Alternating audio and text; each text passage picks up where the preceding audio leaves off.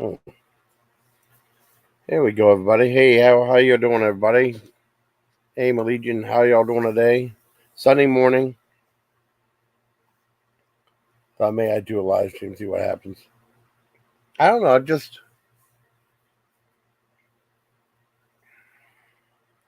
It's curious. I don't think I've ever done a live stream on Sunday morning. Maybe I don't know. Well, I said all impromptu and stuff like that. Barely any warning. I know. No. Hey, Deussolinvictus, how you doing, buddy? Well, I got one per already. Cool, man. What's up, buddy? You having a nice day so far? I'm gonna give you the invite. Yeah, if you want to come up, that'd be great. I mean, say hi or whatever. You don't have to, but I just did a little experiment. Yeah, stayed on. Oh, cool, awesome. Yeah, you were on last time. It was great. I loved talking to you. You're like, okay, cool, awesome, wonderful.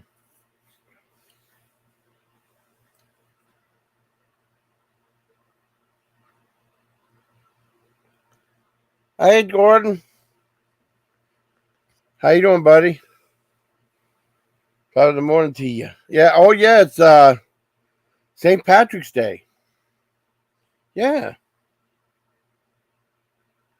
So that should be an interesting life, I think. Yeah.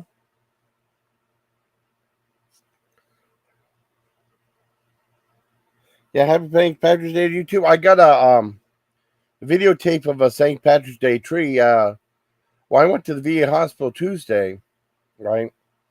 They had like I don't know. I mean, it's mainly just a Christmas tree that's up there, right? And then I guess they changed it up and decorated different for holiday. They had one for like Valentine's Day, and now they have like it's like half St. Patrick's Day, half Easter tree, which is kind of neat. So I mean, I could put that up. I put that up today for 2 o'clock, and I got oh, what the hell? It's like half St. Patrick's Day and half Easter stuff too. It's cool. Hi, what's up, buddy? You doing okay? Yeah, I'm doing fine. I'm just trying to cover up my nudity. Oh yeah. No nudity, no nudity on the stream. No, Just no nudity. no, No, I don't want to get canceled. I'm just waking up, so That's all right. That's cool. give me a second to put on a shirt. Okay, yeah. Put on a shirt. Okay, okay. Yeah, no nudity on the channel. That's all I need.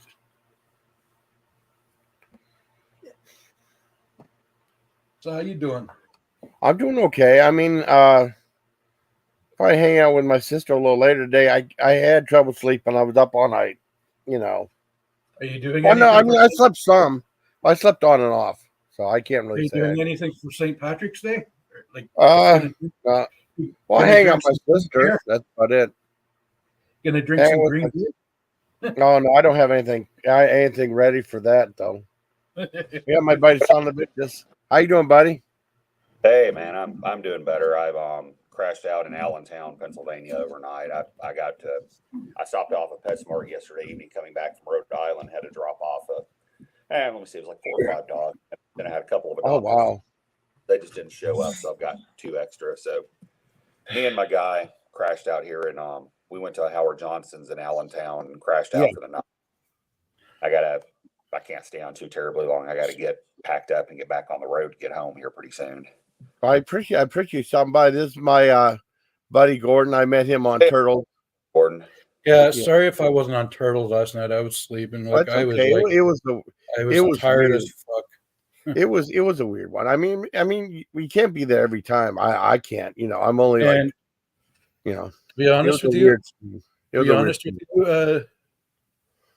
Jason, what? I thought I heard, like, if I'm mistaken, I'm mistaken. But when she left the thing left us last time, Yeah. I was able to stay backstage and hear a little bit of what's going on.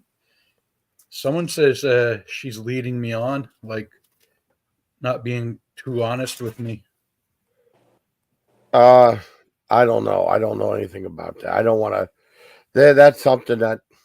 That's what I'm saying. If I'm mistaken, I'm mistaken. But Yeah. Yeah. I'm just telling you what I've heard. Yeah. Yeah. And Yeah. if that's the case, maybe ending my Oh, friendship with her, because oh, if she is like just stroking my ego, I yeah. don't want that. I want honesty. Yeah. Well, yeah. I don't want to. I don't want to be the channel that does that. Deussolinvictus. I mean, well, we'll still talk and stuff. By the Yeah, way, I'm wearing a Toronto Maple Leaf jersey that's with cool. my That's favorite hockey player, Doug Yeah. Gilmore. Yeah. Gilmore is an Irish name, isn't it? Yeah. Yeah. So, hey, I'm not wearing green, but at least it's an Irish name. Well, it's close enough. Yeah, it's close enough. Day. Yeah. What's that, buddy? I'm sorry. I said, is it already St. Patrick's Day? Yeah, it's St. Patrick's Day today. I had to look it up because I thought it was already past St. Patrick's Day. Well, It's St. Patrick's Day, you little Yeah. leprechaun, you. It's St. Yeah. Patrick's Day. Yeah. Lord Thunder and Jesus, you Yeah. little freaking, you fucking Yeah. leprechaun. Yeah. By the way, who's this on the bottom? Oh, my friend Deussolinvictus. I'm sorry. I was trying to introduce you. Nice Gordon to meet you, sir. Gordon Deussolinvictus. Dusan, nice to meet you, sir. Yeah, you can just call him Deuce if you want. He's Hey, he's in Dusan, why did the leprechaun laugh when he was running down the hill? I don't know. He's not saying that. Why did the leprechaun laugh when he was running down the hill? No clue. The grass was tickling his balls. Oh, jeez, that's crazy. That's crazy, man. But I mean, how much is it in Allentown? How much? You said you're overnight there? Yeah, I had to do it impromptu. Normally, if I do like Expedia or places, I can get a discount with my AAA membership. I had to pay the price because I did not feel like driving farther out of town. I mean, by the time I hit the wall last night about 8:00. Yeah. And excuse me, I had to. We carry a lot of plastic crates in our truck when we're doing transport, and PetSmart had a lot of good donations for me, so I had to take the crates down and clean them out and stack them up so I could get all the dog food in there. So, last night was a lot of work before I could get going. So by the time I got done with all that, I was not going to drive another 50, 75 miles to get toward Harrisburg and find a cheaper motel. I'd rather just crash out and avoid the risk of falling asleep at the wheel. Because by that point, I'd already been up like 31, 32 hours. Yeah. Wow. I just imagine, though, 'cause, I mean, it's a lot of time behind the road and stuff, Well, like some states, you got to be more careful than others. Like New Jersey, they'll pull you over for, coughing out of season or something. Their state troopers are pretty bad. New York's not bad. Connecticut's pretty good. Their state troopers are professionals. They're only going to pull you over if you're doing something pretty egregious. PA is pretty good too. I have a problem driving through PA, but New Jersey, I've got to drive through a small chunk of New Jersey going into New York through, crossing the Hudson. So I have to mind my P's and Q's there. And other rescue organizations have kind of told me the same thing about New Jersey, that you have to be real careful there. Yeah. Wow. What's going on? Cody, I do animal. We do animal. My girlfriend and I do animal rescue and transport. Is there like an accident somewhere or something? No. It's just in the United States. Some states, some state police are more likely to pull you over for some minor infraction than others are. Like some states you can fly by them doing, if the speed limit is 70. They're basically having a power trip. Well, they're having a power trip and having a revenue generating trip. Yeah, it's probably more about the revenue than money. Money, yeah, the tickets. They got to make a quota. Yeah. Cops swear they don't have a quota, but I know they have a quota because I have friends who are alive and dead who are former law enforcement. They said, yeah, of course they do. If you don't get enough tickets in a month, they talk to you about it. But shouldn't that be a good thing because everybody's following the rules? Yeah, but I mean, they might exert more power. You know what I mean? Yeah.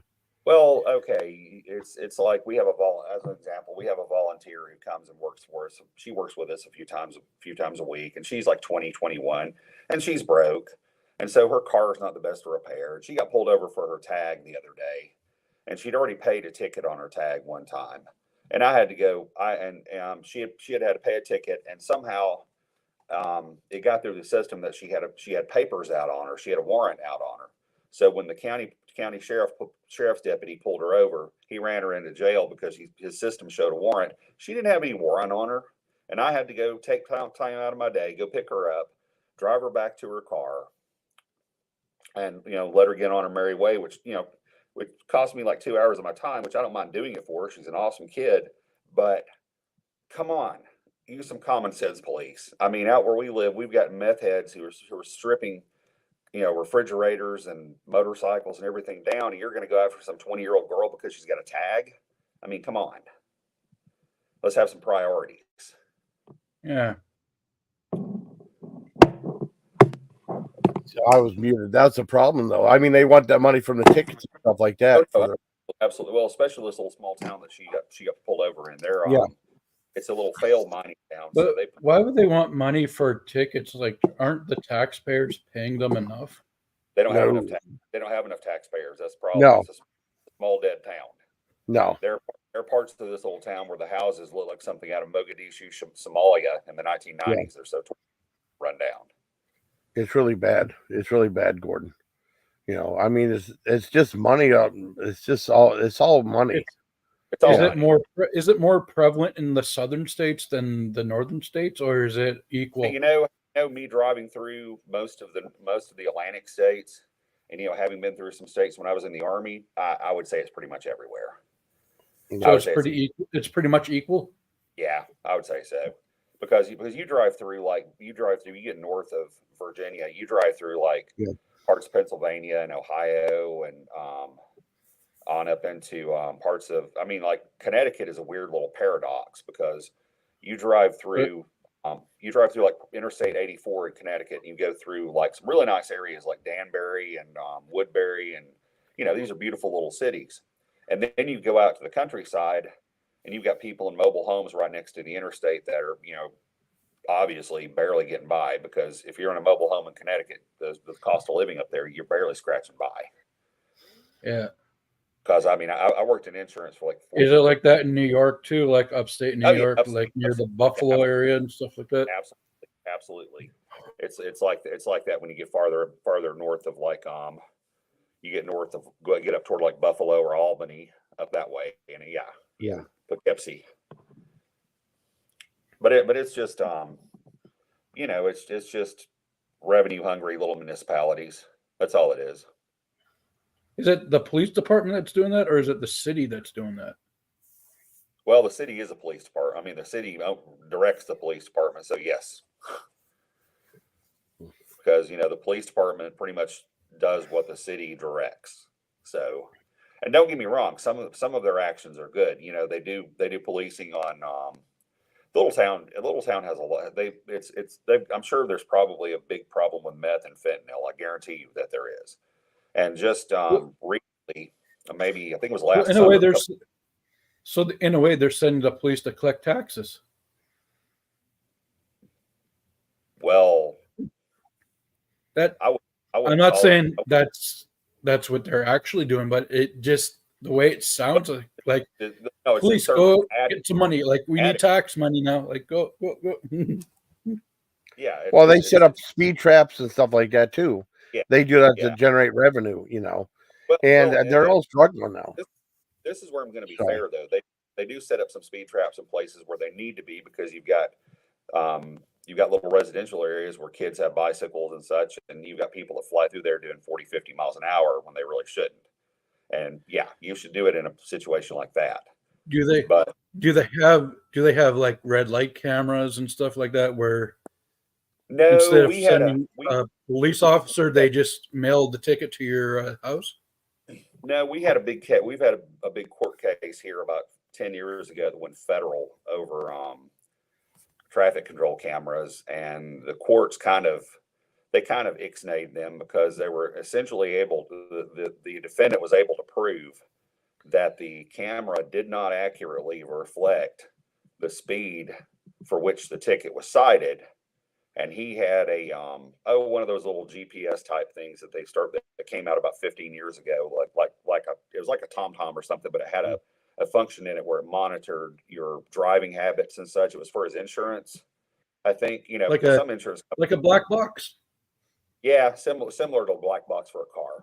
And anyway, his little monitor showed that he was well within the speed limit, but the camera cited him for going 20 miles per hour over. And essentially, the judge came back and said, "Hey, you guys have given out a lot of tickets on faulty information, probably, and you're not able to do this anymore." So it shut the whole thing down for this town, and essentially shut it down statewide because a lot of the municipalities are afraid of the lawsuit. They're afraid of litigation. What about red light cams, like on the traffic lights? Well, that's just it. It shut them down. It shut them down here in Alabama because of the litigation, where they were found to be faulty in a court of law. So bam, they're done. Okay. And municipalities they're afraid of getting hit with judgments like this town did. Yeah, the rules here in Canada are sort of different than. Yeah, he's from Canada. I forgot to say that. Yeah, I'm Canadian. Yeah, well, we're both from the. I mean, they have a better setup than we do, as far as like we still have problems with police stopping us for tickets and stuff like that, but it's not as bad as the United States. Yeah, here in Canada, if you're following, they actually don't have a quota here in Canada. Like if you're following the rules, you're following the rules. Like they're not going to stop you. Well, here in the U.S., the New York governor just put National Guards doing stop and frisk in New York City. So that's an interesting precedent that's going to potentially be a powder keg to have the National Guard actually involved. American police service. Gotta love it. Well, yeah. We're turning into a third world country. What's happening? Yeah, it's bad. I mean, but that's all we got, and then, it's like, the policemen, if something's like, they're super scrutinized too. Remember how like they're chastised if something that they make, it's like, why would anyone want to be policemen anymore? You know what I mean? Deussolinvictus. Well, yeah. Just go be a tax. Just go be a tax collector. Yeah. Well. I get targeted ads because I've got a LinkedIn. Yeah. But all around people cities are looking for police officers, and like Birmingham in particular, which who in the hell wants to be a police officer in Birmingham? They've been coming up anywhere from 17 to 30 cadets short with every police academy class. And what's happening is the older cops or the more experienced cops that are able to move, they move to other municipalities where there's a lot less crime and a lot less antagonism toward the police. Because so basically they go to a cushier job. Well, who wouldn't? In Birmingham, you have a very real chance of getting shot. In Birmingham, if you're just going to stop at a gas station and fill your car up, you have a very real chance of getting shot in some areas. It's really a crap hole. It really is. That's scary too. Well, you've got so much street crime, and isn't Birmingham the capital of Alabama? No, that's Montgomery, which is kind of a shithole in and of itself too. Yeah, Alabama. What about Mobile? Is Mobile okay? Mobile is getting better. Mobile is improving because of industry. They have a lot of shipbuilding and aerospace engineering down there, so they're doing pretty well. So basically, Mobile is basically like the Seattle of Alabama because of all, like Boeing is in Seattle, right? So or is Boeing in Mobile? I think we've got like Airbus. We've got like an Airbus facility down there, and I want to say it's Lockheed? not Lockheed. We got Airbus. We've got Airbus supplier. Yeah, but isn't Airbus a European brand? I always thought Airbus was European. I'm not sure. Get back on. Uh-oh. His mic fell out. Uh-oh. You okay? I think he had mic problems. Who? Uh-oh. You? He didn't. He dropped off. He was okay. Like I could hear him No, clearly. no. I mean, no. It sounded like he was having Mike. When you asked about the Airbus, I hear it crack a little bit. I mean, he might have Mike probably. He had to step down, maybe. Or someone's tapping on him. No. He's cool. He's a good guy. I've known him for a long time. He's been with me I was since joking, Jason. I know. I don't know. It's so silly. I know you're kidding. I've known him since 2013, so he's a really good guy. He sounds like a good buck. He sounds like a radio DJ too. Like he's got that deep radio voice. I have some. Well, I mean, I don't judge people by voice, but I know what you're saying. No, he's really a smart guy. He does lots of. He's a veteran like I am. He does animal rescue. He does portable animal rescue. I know I was live Friday night, and he was on there, and the turtle came up for a little while, and we were talking and stuff, and it was cool, you know. So he loves animals. Yeah, I mean, does he subscribe to what Bob Barker used to say? Have your pets spayed or yes, neutered? yes, because they're talking about euthanasia, having to sadly put down animals, and because like with prices, I mean the inflation's really bad here. It's really horrible, pet food and stuff, and people sadly people can't afford to keep animals, and he was saying that people would they would fix their pets and stuff. They wouldn't have to put somebody to sleep that aren't wanted, as horrible as that sounds, I mean, there's really some horrific cases of, animals that aren't wanted and they have no place to go, and it's like a horrible thing to do.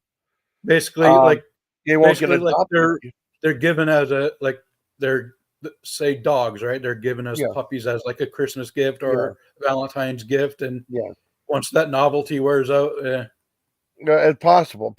I mean, I don't even like thinking about it because it's so depressing. It is depressing though. Or a kitty. Are you an animal lover?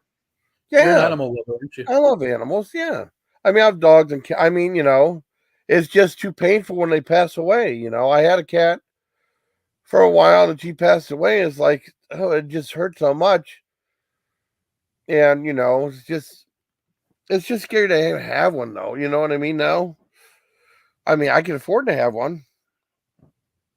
From hoarding, hoarding problems. Yeah, there's hoarding problems too. I mean, there's some stuff that I saw stuff in the local news. I don't even want to talk about it with a problem with this one puppy. It's too sad. It's just sad. I don't want like the crazy cat ladies, eh? Well, I mean, I guess, but I mean, well, they hoard some too, but I mean, I don't know. As long as they're not abusing their animals and stuff. I mean, some people have a lot of cats. Like, I'm pretty sure those people who hoard the animals, like the crazy cat lady, I'm sure they love them. It's just they get overwhelmed.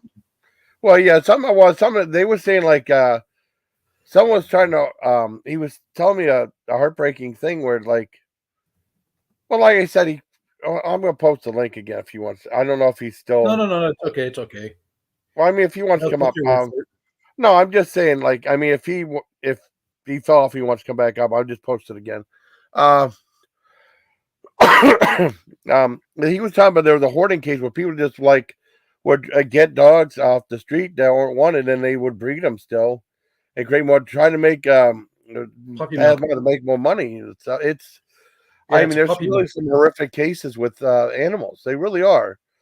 They're called puppy mills up here, are they? Called it's really bad.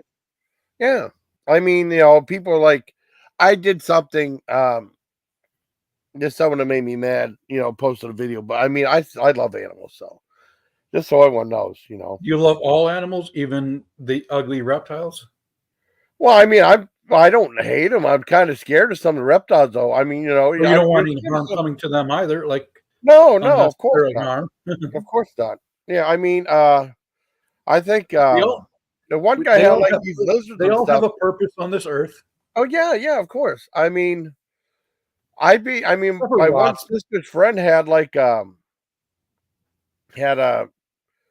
some reptile thing. Boy, I was kind of scared of that thing. I was, Or like, I mean, I'm not a big fan of bird stuff. I don't want anything to happen to them.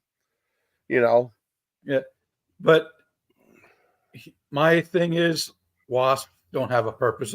Well, yeah. Well, I mean, talking about like it might be my phobia talking. It might be Yeah. my phobia of wasps Yeah. talking, but I don't think they have a serve a purpose on this earth. I think they're created by the devil. Well, I mean, there are some creatures there. I mean, like that, like fleas. There's some horrible pests. I mean, those are, I don't have no compassion for them. But I mean, I don't like wasps. I don't like any stinging insects. I know we need bees and stuff. I know we need bees. I usually try to avoid all that stuff. Yeah, I know. Bees, we need bees and stuff, and But here's the thing: I'm not afraid of bees. Like, if a bee lands on me, fine.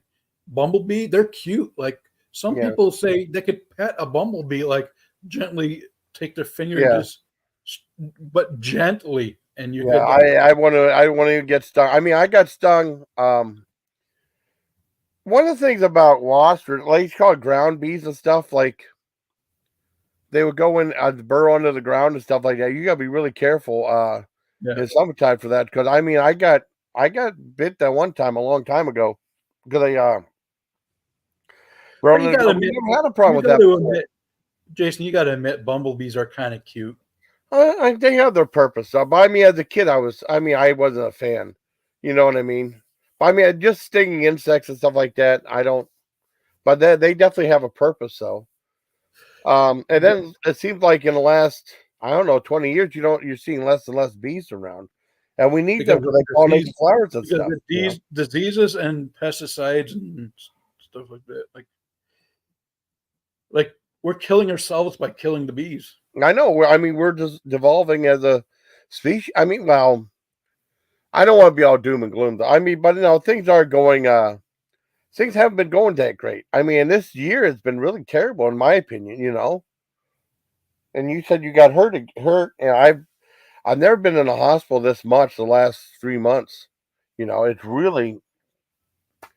I never had to spend a night in a hospital God. Well, I didn't. I didn't spend the night at the hospital. I was just there. No, I did. I mean, I did for like for a couple of days. I mean, last I spent a week in a hospital when I was in second grade.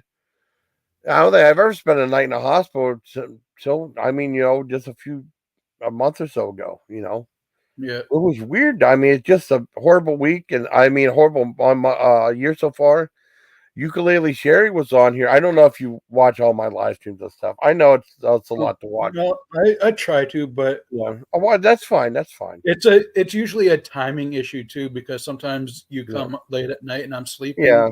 Well, yeah. I don't know half what I'm doing half the time. A time zone difference type thing. Yeah. Yeah. I'm in the west of Canada. You're in the east of the States. So yeah. So what time in the morning is it right now for you? It's 9:40 right here. 7:40. Okay. Because I'm gonna have to. I'll be hanging with my sister. You're an hour ahead. Okay. You're a couple hours. 2 hours. Yeah. Well, I'll be hanging with my sister later tonight. I just couldn't sleep. I thought I'd do a live stream. See what's going on. Shoot the shit, basically. Well, yeah. I mean, if someone wants to come up there, you came up, and then so Deussolinvictus. I think he got disconnected though. Yeah. I don't know what's going on though. But I mean, it's what happened. Shit happens when you're having fun. Yeah, definitely. But I mean, I don't know. I don't know if you watch. I mean, you'll never be. I don't know if you're ever bored or anything like that. I'd make a ton of videos and stuff like. So I mean, there's plenty of stuff to watch. Food reviews, movie reviews. I was watching hockey yesterday. Like, that's okay. Canada's hockey night in Canada Saturday. So, as a Canadian, that's my religious meeting. Yeah. Cool. Now, okay. How about this? How bad is inflation in Canada right now? Because it's really bad here. I mean, I'm sure. It can't be much better. I mean, it has been really terrible. The grocery prices here are like through the roof. Yeah. See, that's the problem with me too. You try to find deals like the only deals that you'll find here is like if things are like past the best before date. It's not actually an expiration date. It's like Just the Best Buy. Okay, you're a couple days old, so we got to get the old stock out. So we'll put that on sale. We'll put new stock at the regular price. Well, I mean, it all depends on what it is. You got to wait for those kind of deals. Like if you want, like a 4-liter jug of milk, you got to wait till it's sort of.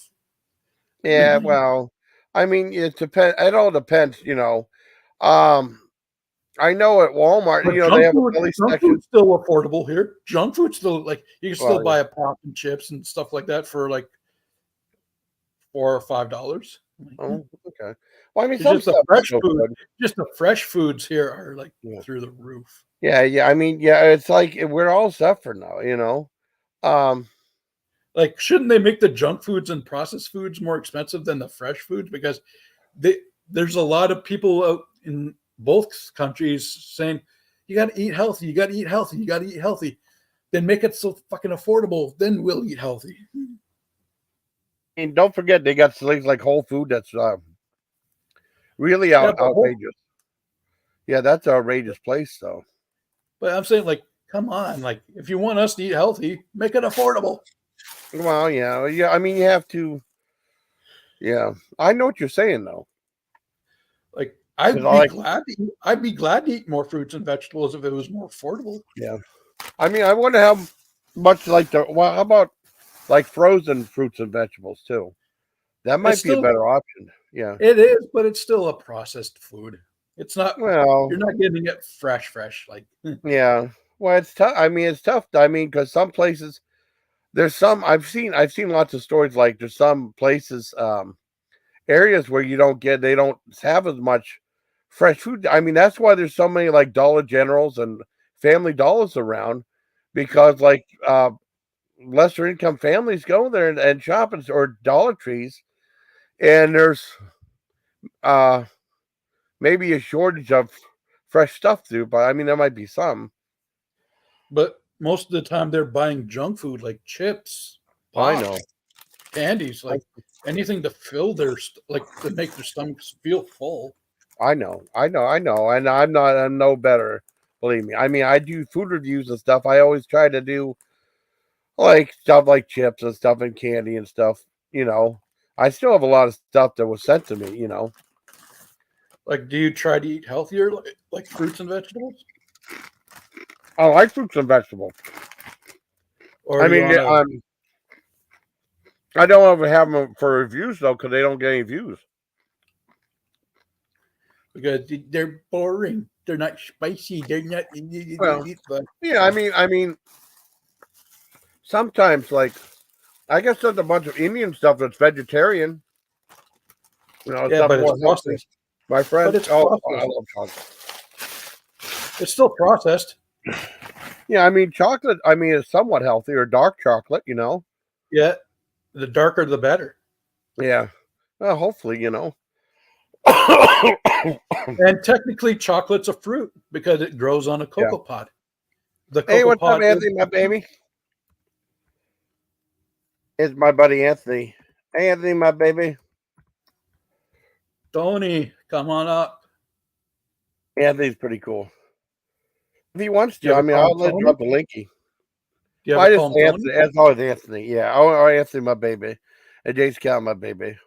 Oh, you're at work right now? Okay, he's at work right now. That's okay. It's tough though. I mean, because like I said, a Sunday morning, you never know. When people have different schedules and stuff. Sunday? Anthony's working on he works in New York. I mean, he's probably New York, the city that never sleeps. Yeah, he's the guy that does like marathons and stuff. He's a great guy. Yeah. Yeah. He's something else. And Anthony seems like it's a New York name because Tony. Hey, Tony. Hey, Anthony. But he always said, James Cal, my baby. I say Anthony, my baby. He's really a good guy. He's one of the Bell Gab people. He's great. You know who Tony Danza is, don't you? Oh, yeah. Who's the boss? Yeah. I always thought that Judith Light was very attractive on the show. And Tony Danza was on Taxi, too. Yep. And he was in a whole bunch of movies. Well, like I said, remember, did we talk about Who flew over to the cuckoo's nest? I only saw it the one time though. Did we talk about that with Jack Nicholson and Danny DeVito? It was the Joker meets the Penguin because Danny Yeah. DeVito and Jack Nicholson. Well, the thing is, right?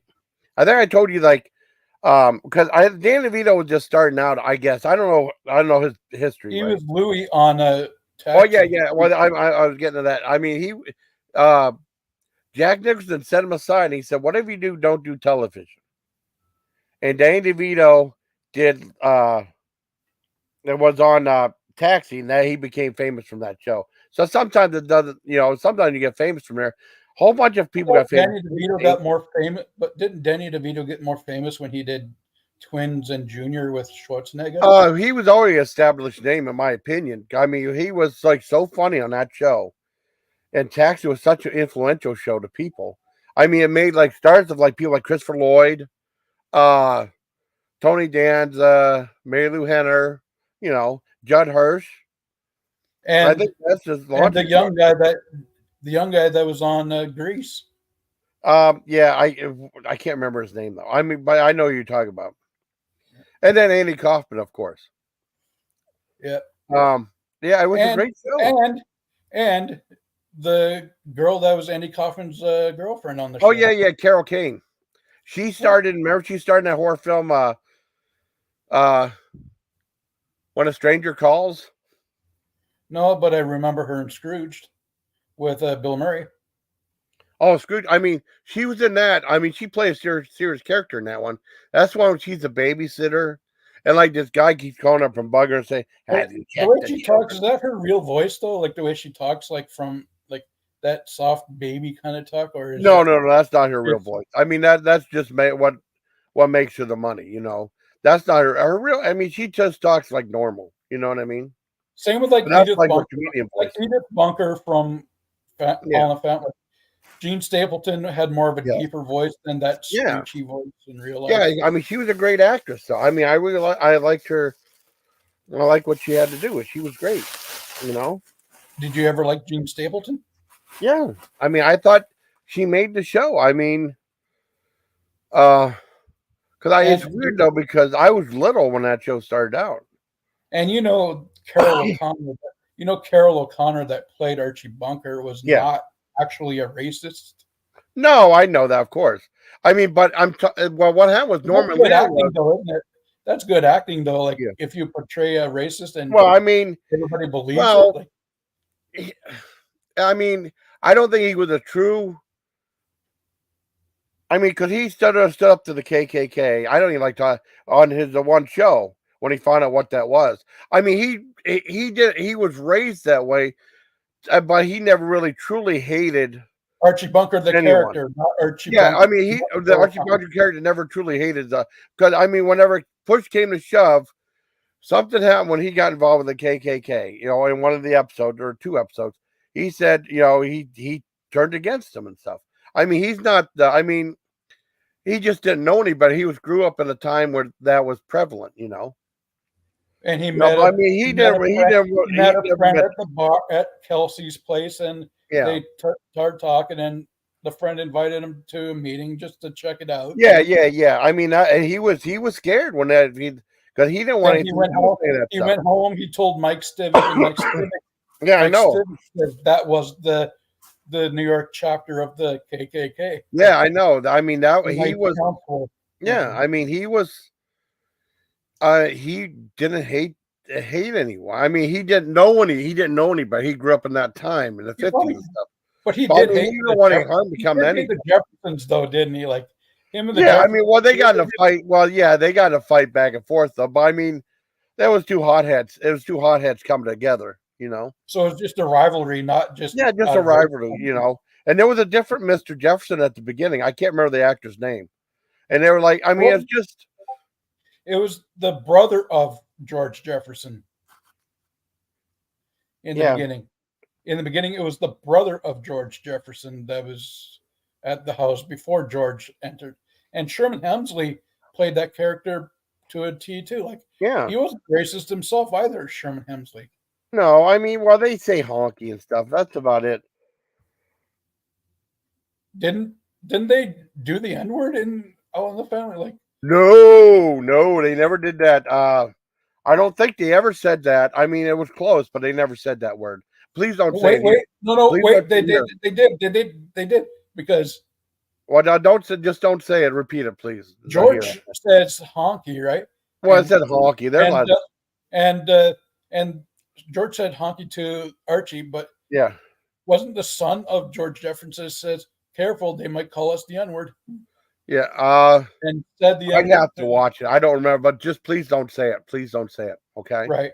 Okay. Yeah. I mean, like, you got to be really careful with saying stuff. I mean, on YouTube, there's always like someone waiting. I mean, but no. I mean, I think like Norman Lear just he was a genius. Brought that. Yeah. I mean, he brought that to the forefront. And Sanford and Son. Yeah. Red Fox. Yeah. He played Fred Sanford. You know what his real name was? Fred Sanford. Okay. Well, that's probably why he won't have to remember. Yeah. But he went by the stage name Red Fox. Yeah. I mean, well, he had to have like a gimmicky name, though, But his actual last name was Sanford. Yeah. Cool.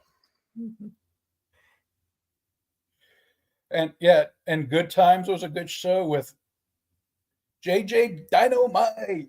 Yeah, I mean, it seemed like a lot of people didn't like him because they felt like he was stealing the spotlight, Well, he kind of was.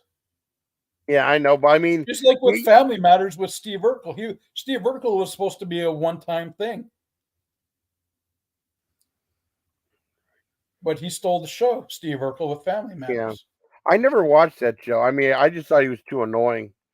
But I'm saying the character was supposed to be a one-time thing, like just a hello neighbor type thing, then move on. They didn't expect him to be that popular. Well, no, I mean, he was just like some character, but I never watched the show. Same with, but the Fresh Prince of Bel-Air, right? Yeah. The original. Now he was in high school. The original Aunt. What was her name? Original who? Sorry. The lady that played the original aunt, like Uncle Phil's wife. Yeah. Aunt. Yeah, the original woman quit the show because she said Will Smith was getting too big. Well, yeah, I mean, they feel like they're being out. I mean, he was in high school when he. But I'm just saying. But I'm saying the show was about Will Smith. I know. And you're jealous of Will Smith getting the thunder when it was a show literally about him. I know. Hey, you should look at your contract before you sign it, or look at the script before you. I mean, what about Three's Company? They had hi, still Mary. Hi, still Mary. Mary's saying hi. Mary's a sweet lady. Hey, Jason. Hey, hey, Mary. Mary's a sweet lady. Hi, Mary. Honey. Jack Tripper got all the attention, but.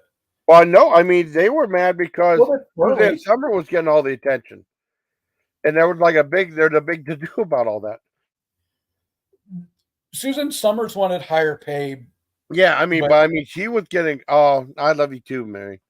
You're one of the sweetest people I've ever met, for real. But yeah, Joyce DeWitt didn't make a fuss. Yeah, I don't know. The girl that played. Yeah. The brunette. Yeah. It's just like saying Gilligan's Island, like the guy that played Gilligan got all the attention when like the skipper and all that wanted more attention, but the show is called Gilligan's Island. It's about Gilligan and his adventures, not yours. Well, yeah, but I mean, it all depends on what the people want to focus. I mean, because they thought, well, I feel bad for them. You know how famous Gilligan's Island's got? I think they signed some contract that they would get royalties for they thought the show was going to flop. They didn't think it would be as successful It's one was of in those bubblegum shows it's one of those bubblegum shows that won't last 2 seasons. Well, I mean, yeah, but I mean, in syndication, it flourished big time. That's how I found out about it. And I mean, it's one of the most replayed shows ever. And they signed like, I mean, they gave them some like they get so much of the royalties for like 5 years after the show because they all signed it because they didn't think the show would do any good. And then the producers kept all the money they were making. Well, you because know, the producers were producing the show, they were making the show. I mean, yeah, but I mean, they signed these contracts that they didn't think the show would do any good, and they didn't make any money out on the show after their contracts expired. I think it was like a 5-year contract for residuals after the show, and that was it. Want to know the kicker? You know the guy that was Thurston Howell? He was the voice of Mr. Magoo. Mr. Magoo, yep. I mean, he was. I mean, they were all famous in some way. I mean, but I mean, now I know that Tina Louise, who played Ginger, said the show ruined her career, and I think she eventually came to grips with it, but she wasn't on that much after, you know. And people back then were worried about typecasting. Like, okay, you're Gilligan, Gilligan forever. Like, we'll put you in roles that are similar to Gilligan or something like that. Like, you'll never get rid of that Gilligan moniker. Yeah. Like, staying with Steve Urkel, like with Julia White, he was always that Steve Urkel character. Yeah. Until he started voicing Sonic the Hedgehog in the 90s cartoon of Sonic the Hedgehog. Mm. But yeah, like even Bruce Willis was typecasted after the first Die Hard movie. Okay, Bruce, you are the Die Hard guy. Like, we're not going to get any other actor to play McClane. You are McClane. Yeah. I know. I mean, well, he was tired of being typecasted. Some actors like branching out and telling other stories. You know what I mean? Same with bands like the Bee Gees. They wanted to do something different, but the producers were telling them, no. You're a disco hit. You got to play disco music. Like, you're known for disco. But the Bee Gees wanted to do something else. Like, yeah. Well, I mean, it's all money. It's all. I mean, you know, they have people above them saying like I mean, like they might drop if they don't have another hit song or something. Like, you know, it's just the way it is. It's all money. It's all like paperwork, money. Wasn't the Bee Gees before they got that Saturday Night Fever hit? Weren't they just a regular soulful rock band like the Beatles and stuff like that? Maybe. Like, I know Twitter was saying something like they're like ABBA, kind of. Even Kiss went disco with the Dynasty album. I was made for me. What was that? I was made for love. You made you. I remember that song. Well, they were. I remember getting like, thrashes, trashes, and hits. That one greatest hits album came out in like '88. Yeah, a really popular cassette. And some people said they shouldn't have had that one disco song on there because they had a disco hit. I remember dancing to that with this one girl at Shafie's though. I was made for loving you, baby, or something. Remember when that they play it live? When they play that song live, it's rocking. Like right. Well, I mean, but back then they had like a good few disco hits. It was "I Was Made for Loving You," Sure Know Something, Shandy, and She's Got the Magic Touch. See, I mean, I still remember some of that. I don't remember it all though. I really was a big fan of Kiss Meets the Phantom of the Park though. Because I thought they spent millions and millions of dollars when I first saw it. Then I watched it like in high school, and it's like they didn't spend anything on this thing.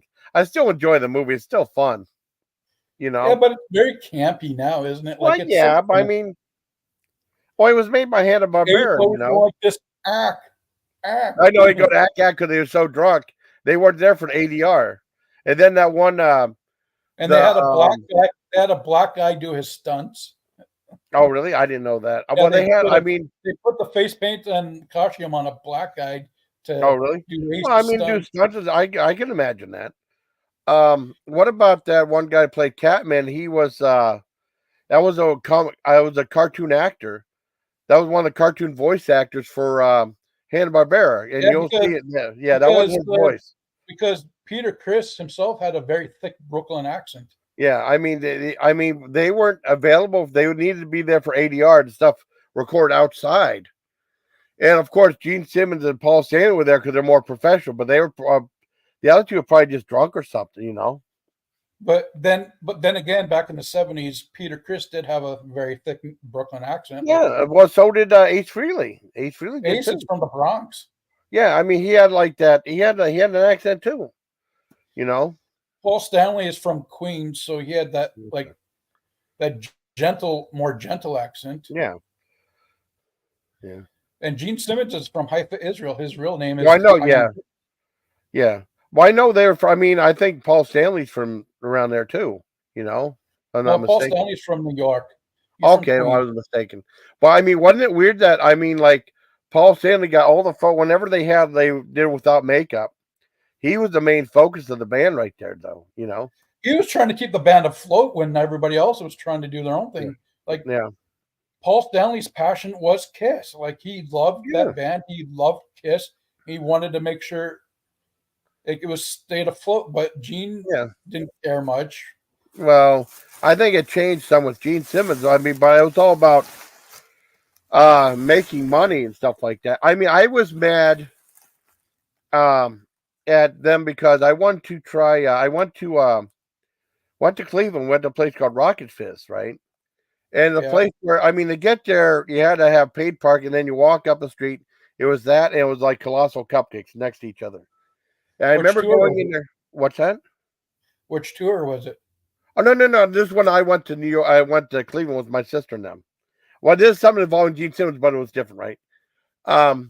There was a place called Rocket Fizz, and it was like a candy store, and they had all these different types of pop. Like I said, we got that here in Canada too. It's like a vintage candy store. Yeah, and they had like a bunch of sodas, and they were like a deal where you get 6 for like a certain amount of money. And I was able to get 12. And I wanted to get the there was like a Detroit Rock City or Destroyer Cola from Kiss. Yeah, Destroyer Cola and Gene Simmons root beer. Yeah. But I mean, you had to pay full price for it though. It wasn't part of the deal. So I didn't want to risk. I wanted to try it though, but I was mad that he said he wouldn't let that be part of the deal though. You had to pay the full price. I didn't mind paying full price, but I had to carry that all the way down there. I didn't want to drop a bottle of pop and have it break. Yeah. So I just bought the two. I bought a 12-pack. I said, hell with it. It was. I mean, John 5 and stuff like that. Other musicians were part of the deal. I mean, you know. But yeah, I would have bought the 12-pack, right? Save 6 to not open, like save it as a collector, and open the other 6 as the drink. Yeah, I don't know. I don't even know if that. I mean, my luck, I'd probably just end up breaking it. You know, I'd probably fall over and break. You know, it's possible. But I'm saying, like, Kiss is retired, so if we left it unopened, it'd probably be worth something. I mean, I'm sure they still produce that all. I mean, you know, I remember getting a Cola. You know, it's. I mean, I'll probably produce. Yeah, I mean, it just. It's probably the same thing. They slap a stick on it. Did you like it though? Like when you tasted, did it taste good? I didn't get it. Or was it like watered down? A lot of pop there tastes kind of flat. I don't know how long it's been around. I mean, I did not taste Destroyer Cola because I didn't want to pay. I didn't want to buy an extra one. I wanted to buy get the deal of 12 for I don't know how much money and save a little money. Yeah. I didn't want to carry an extra thing of pop and have it accidentally break because there's a big walk between the two places. You know, that's why I didn't get it. I did a video about. I tried it. It wasn't that bad. Like, why? I mean, I tried to King Kong. A family member told me that I ruined it because I opened the bottle. Like, no, I don't know. Hey, it was made to drink, not made to sit in a shelf looking like a museum piece. I know. Same with toys. Like when I get action figures, I take them out of the package. Like I don't believe in like keeping them mint and card. Like they were made to play. Like you play with them. Exactly. Like I'm not gonna be rough on them when I play them, but I'll play with them. Like I'm going to enjoy my action figures, if you know what I mean. Exactly. Oh man, you still there? Okay. Like they're not museum pieces. Yeah. They're made play. Yeah, that's true. Yeah. I don't know. I mean, I would like, maybe drink it and then just like sit up on a shelf or something, or make sure there's a place where you can't, it won't break, But I mean, a lot of times it's just like they just put a sticker on it. It's just like a regular Rocky Fizz item, Yeah. Oh, it has Kiss on it, so it's got to be special. No, it's just it's just soda. I know. It's just fizzy water with sugar. I mean, I did a video saying shame on you, Gene Simmons, because he wanted full price. I would have gladly bought it if it was part of the deal. Like John 5 had the lemon lime soda, and that was part of the deal, And he had to deliver it to you personally. Well, that would be different, That'd be like a big deal, That'd be like a big publicity thing, Yeah, that'd be nuts. But that's the only way I'll pay full price for Gene Simmons stuff if he comes and delivers it to me in person. Well, I mean, I didn't have a problem paying the $250. It's just like it was more of a burden on me because it was a huge walk. I didn't want to actually drop the pop. My sister said, "Don't get it." And like I would kind of, he didn't have it as part of the special deal, The Roddy Piper soda, all out of bubble gum was there. Yeah, that was part of the deal, Most of the stuff there was a couple items. I don't know why it didn't make it any more different than the King Kong cola, which it was brand new too, and that was part of the deal. But a lot of times in summertime it's just flat though. Like that Moxie I drank, it did look flat. When I looked at it, no bubbles or suds in it, I don't know. But did it taste good? I Moxie. Remember I played the Moxie video on Turtles? Yeah. I thought it was good. You drank it like it was good. No, I liked it, but I mean, some people hate it. It's an acquired taste. I thought it was all right. You like ginger beer? Like it's I've had that than ginger ale, isn't it? Yeah, I mean, it sounds the stuff called Cock and Bull. I know it sounds dirty. It's the name of the pop, and they have a thing where you make a Moscow Mule, add vodka to it or something. That stuff, I'll tell you what, that stuff has so much ginger that it burns your throat going down. It burns your throat. But if you're sick with a cold, it might help it. Well, it might help, but I mean, it really burns your throat going down.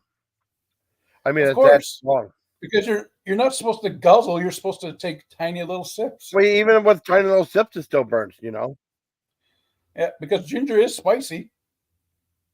Yeah, I know. It's just I don't know. It's nuts.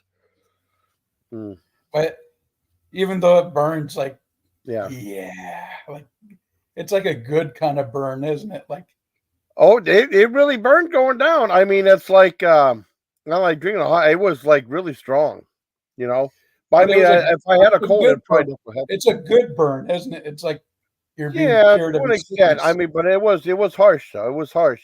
I mean, if you're not used to it, I mean, you'll definitely like set you back a little bit, Yeah. You got to be prepared. I mean, if you had I don't have it. If you had esophageal cancer, I wouldn't drink anything like that. It's too strong. But no, it went down harsh though. But it was good. I liked it. Yeah. So I mean, yeah. And it's better. It'd probably cure any ailments like the ginger. Yeah. You could get non-alcoholic ginger beer too. Like yeah. Well, I mean, I bought alcoholic. I bought alcoholic because before it was just a non-alcoholic. So I did buy the stuff with alcohol in it too. Yeah. I still got a thing of that. But I don't drink alcohol, so no, I got a lot of alcohol. I got to drink. I still got some stuff I got to drink and not buy anymore. Like I don't smoke, I don't drink, and I don't do drugs. Oh, don't smoke. What do you do? Remember Goody Two Shoes? Remember the song Adamant? And the ants, yeah. Remember Adamant? He said that don't drink, don't smoke. What do you do? Remember? Yeah. I know. I'm not teasing. I'm just saying you said that. And he got the hot model at the end of the video. Yeah. I mean, I liked Adamant. I mean, it showed you how unusual and diverse music was in the 80s. What kind of music was he? Like, was he new wave? I guess you can count as new wave. I mean, his look was new wave. You know, it's like I'd like to hear new wave. He was in some movie called Body Slam. I never saw.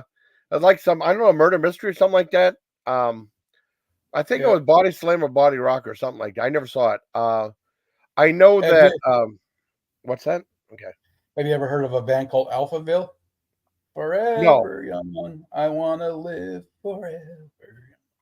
Maybe I might have heard the music, but I don't remember the name of the band. That's the problem. Yeah. You know. But I like Adamant. He's pretty. Yeah. He's pretty cool. Adamant's cool. Yeah. I guess that's where Johnny Depp got the Jack Sparrow look from. Yeah. Didn't Adamant look like a pirate? Yeah. Well, I mean, yeah, but I mean that's like the get up, I guess, you know. But I'm saying, like, who was first, Jack Sparrow or Adamant? Oh, I don't know about that. I don't know. Remember Flock of Seagulls? Yeah. I mean, my friend got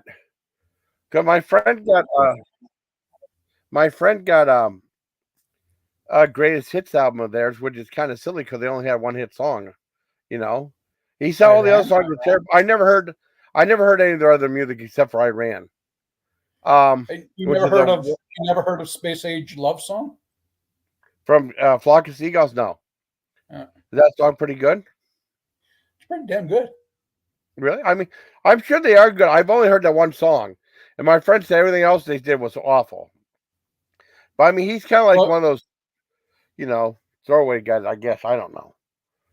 Like, I always, even if it's a one-hit wonder, I always give the rest of the songs a chance. Like, give it a chance. Yeah. Like, you might like, even to the rest of the world, it's a one-hit wonder. But to you, it's like, holy shit, these songs are cool. Like, why weren't they hits? Like, you know what I mean? Yeah. Yeah. Like, the same with Aha. Aha's only worldwide hit was Take On Me. Well, they also did the Living Daylights. They also did Living Daylights for that one James Bond movie. That was a good song. And they also had a song called The Sun Only Shines on TV. See, I never heard that one. Now, don't forget movie Pseudo Echo had a hit song. They did a cover of Funky Town, and they had that. And then they did a song for Friday the 13th Part 5 with that girl looked like Blondie dancing called A Guy with No Light in His Eyes. That was supposed to be a song about Jason Voorhees, you know. And Alice Cooper had a song on Jason Friday the 13th. That was part 6. I love that song. The Man Behind the Mask, great song. He's back. He's the man behind the mask. And he's out at night, and he's after your soul. Yeah, it's a great song. That was in but that song was a dance. I think Alice Cooper had a dance. Like, that was, I think, one of his only dance songs, because that sounds like more of a dance. I mean, he did the whole he had dance songs like that too. I mean, his career was like. I thought Alice Cooper was supposed to be metal. I thought Cooper was supposed to be hard rock. Yeah. I mean, he ran the whole gamut, and because he did with Trash, with the Poison. I mean, that was more like glam rock, right? You know. I want to kiss you, but I wanted too much. Your lips are venomous. Oh, I don't know. I should have had some. I had some banquet sausages, but I'm going to be hanging with my sister in a bit. I just couldn't sleep. I was on Turtles all night. Well, off and on. You know, my favorite Alice Cooper album would have to be Constrictor. Well, that was like supposed to be his comeback album, and he had a great song Teenage. What's up, Teenage Frankenstein. There's Vince, our buddy Vince. Hey, Vinny, Vince. How you doing, buddy? Hey, Vince. But yeah, I like the song Teenage Frankenstein. Yeah. And I love that whole album. You know how he had a song School's Out in the song, like School, but in Constrictor, it was Back to School. Yeah. Well, he also had, Gore actually did a cover of that School's Out too. It's pretty good too. And also, I like Megadeth did a version of No More Mr. Nice Guy, which is really good. That's a really good song off the Shocker album. Yeah. That's a really good song. No more Mr. Nice Guy. Well, I liked the album. I was a big fan of the album he did right after Raise Your Fist and Yell. And no one ever talks about that album, though. He had the theme for Prince of Darkness on there and Freedom and a whole bunch of other great songs. That was a good album, too. By the way, you know Ozzy Osbourne's known as the Prince of Darkness? Yeah. But how could he be a Prince of Darkness when he's always saying God bless you after every Well, God bless you all. Like, God loves you. Well, he could say that, That's too. not evil. I think he really, well, it's like, it's all perception. You know what I mean? I know. But I'm saying, like, when you're going to the brother of Satan or something like that, and he's saying God bless you, like, it's like, I can see Dio doing it, but Ozzy, he's supposed to be, he is supposed to be the Prince of Darkness. Like, you're supposed to say, devil loves you. Bye.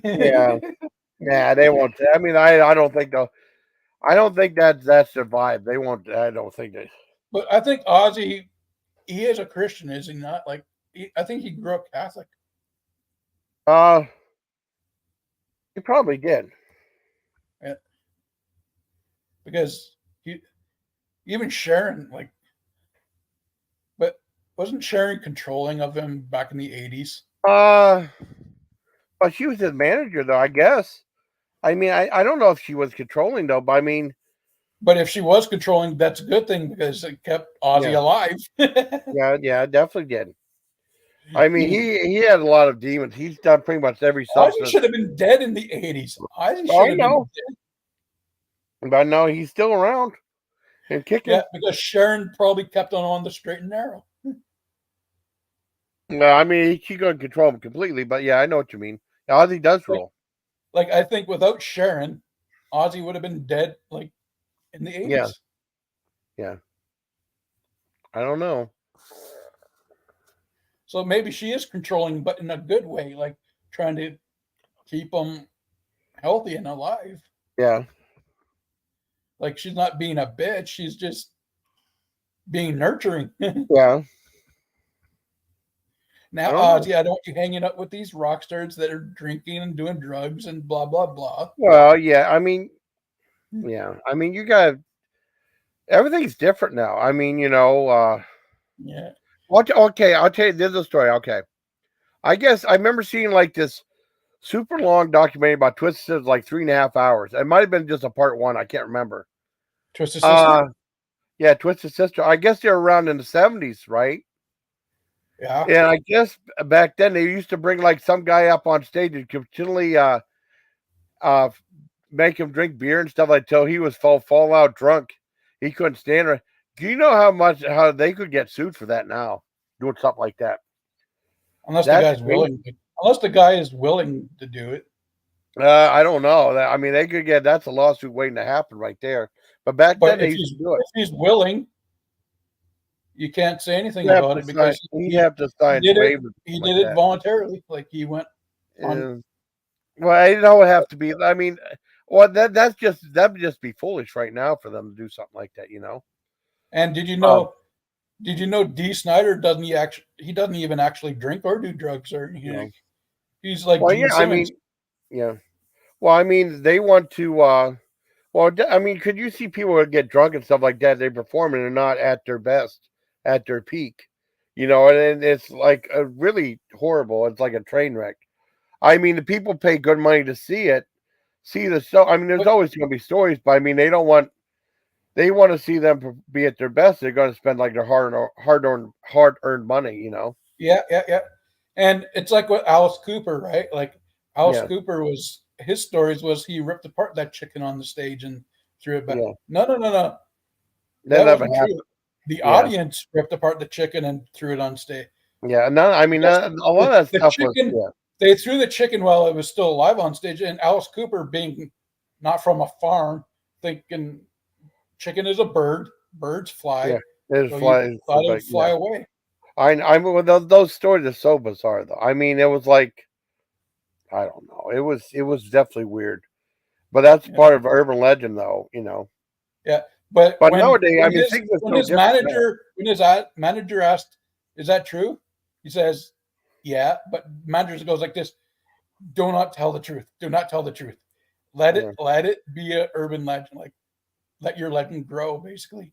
Yeah.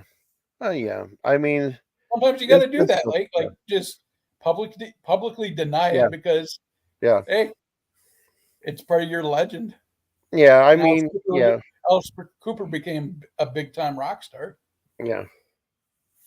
Yeah, I don't know. It's like Gene Simmons with that tongue. Like, oh, that's got to be, he grafted a cow tongue in his mouth, or but like, no, some people are actually born with long tongues like that. Exactly. Like, there's urban legends on everything you hear. Yeah. Especially in the entertainment world. Yeah. Yeah. Like, do you believe that Michael Jackson was a pedophile, or do you think? Whoa! I don't want to talk. No, I don't want to talk about any of that stuff. No, I gotta be careful what I talk about. But I'm saying, do you believe? Well, I don't know. I don't. It's just the whole thing's creepy. Or you just rather just enjoy his music, or you just rather enjoy his music. I didn't want to break. Yeah, I mean, you got to really be careful what you talk about. I mean, Okay, I'm sorry. I'm just saying. No, it's okay. It's okay. With Michael Jackson, you rather just listen to his music and enjoy his music than follow his personal life. Yeah, I was afraid. I mean, they had that documentary. I don't want to see that. It's too. I mean, at the Neverland Ranch. Yeah, about leaving Neverland or something. I don't want to watch any of that. That's too disturbing for me. I thought it was creepy.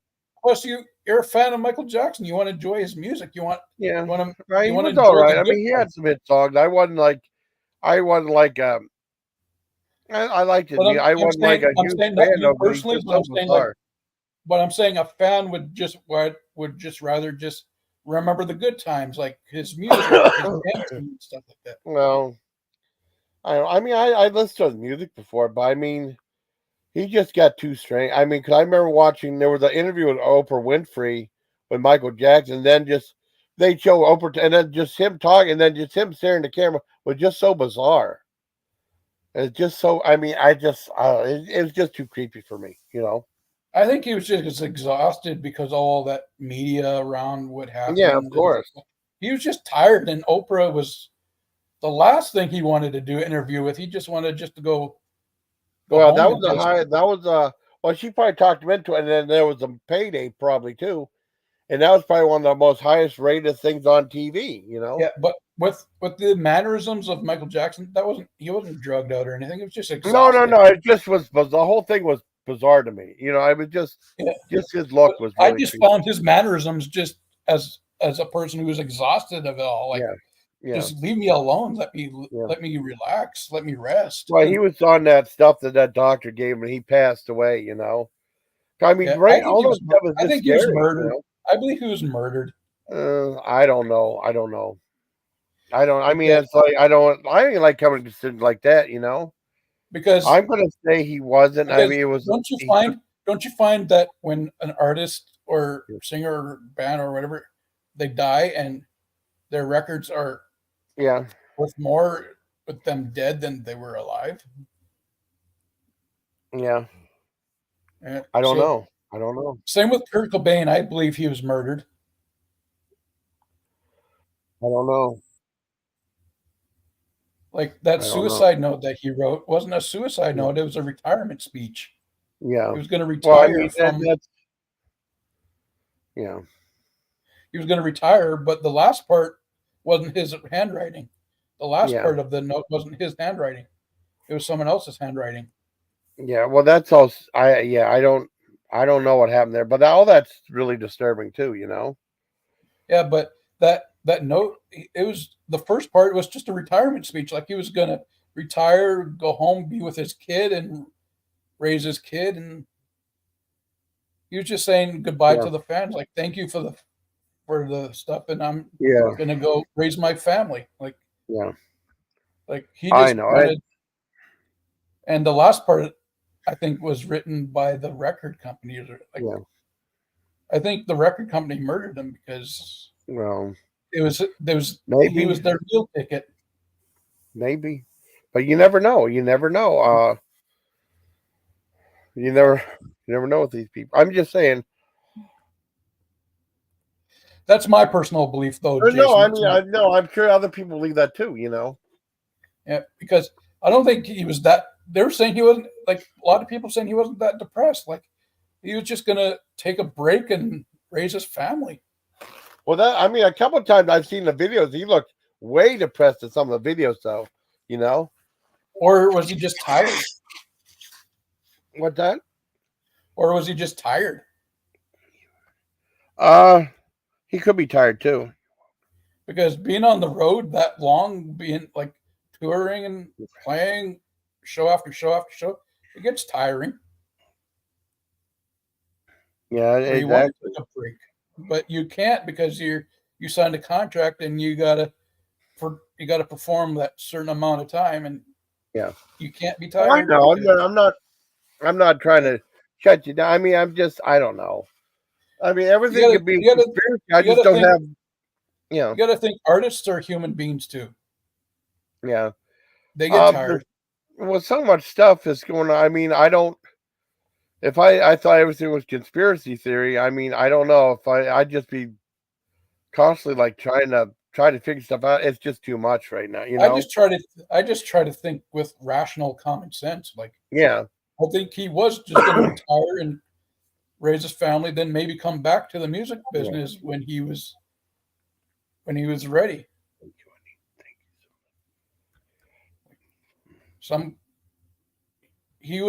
People always said he was a family man, like he loved his family. Wanted to raise his kid. I'm sure he did. I'm sure he did. He wanted to raise his kid. Yeah, it's just the music industry took it away from him by like this. No, we need you to perform. We need more albums. We need more. More. Well, yeah. Don't you believe that the music industry is like that? Like they don't want you to rest. They want more because they want to make money. Most part, they at least want an album like once a year, maybe. Because David Bowie in his prime in the 70s used to make multiple albums every year, like 3 or 4 every year. That's why I like. What's that? That was the 70s, though. He was in more control. Yeah, he used to do a lot of. I don't know if it was easier to make albums now. I mean, now it's so expensive, and a lot of times people don't listen to the whole album.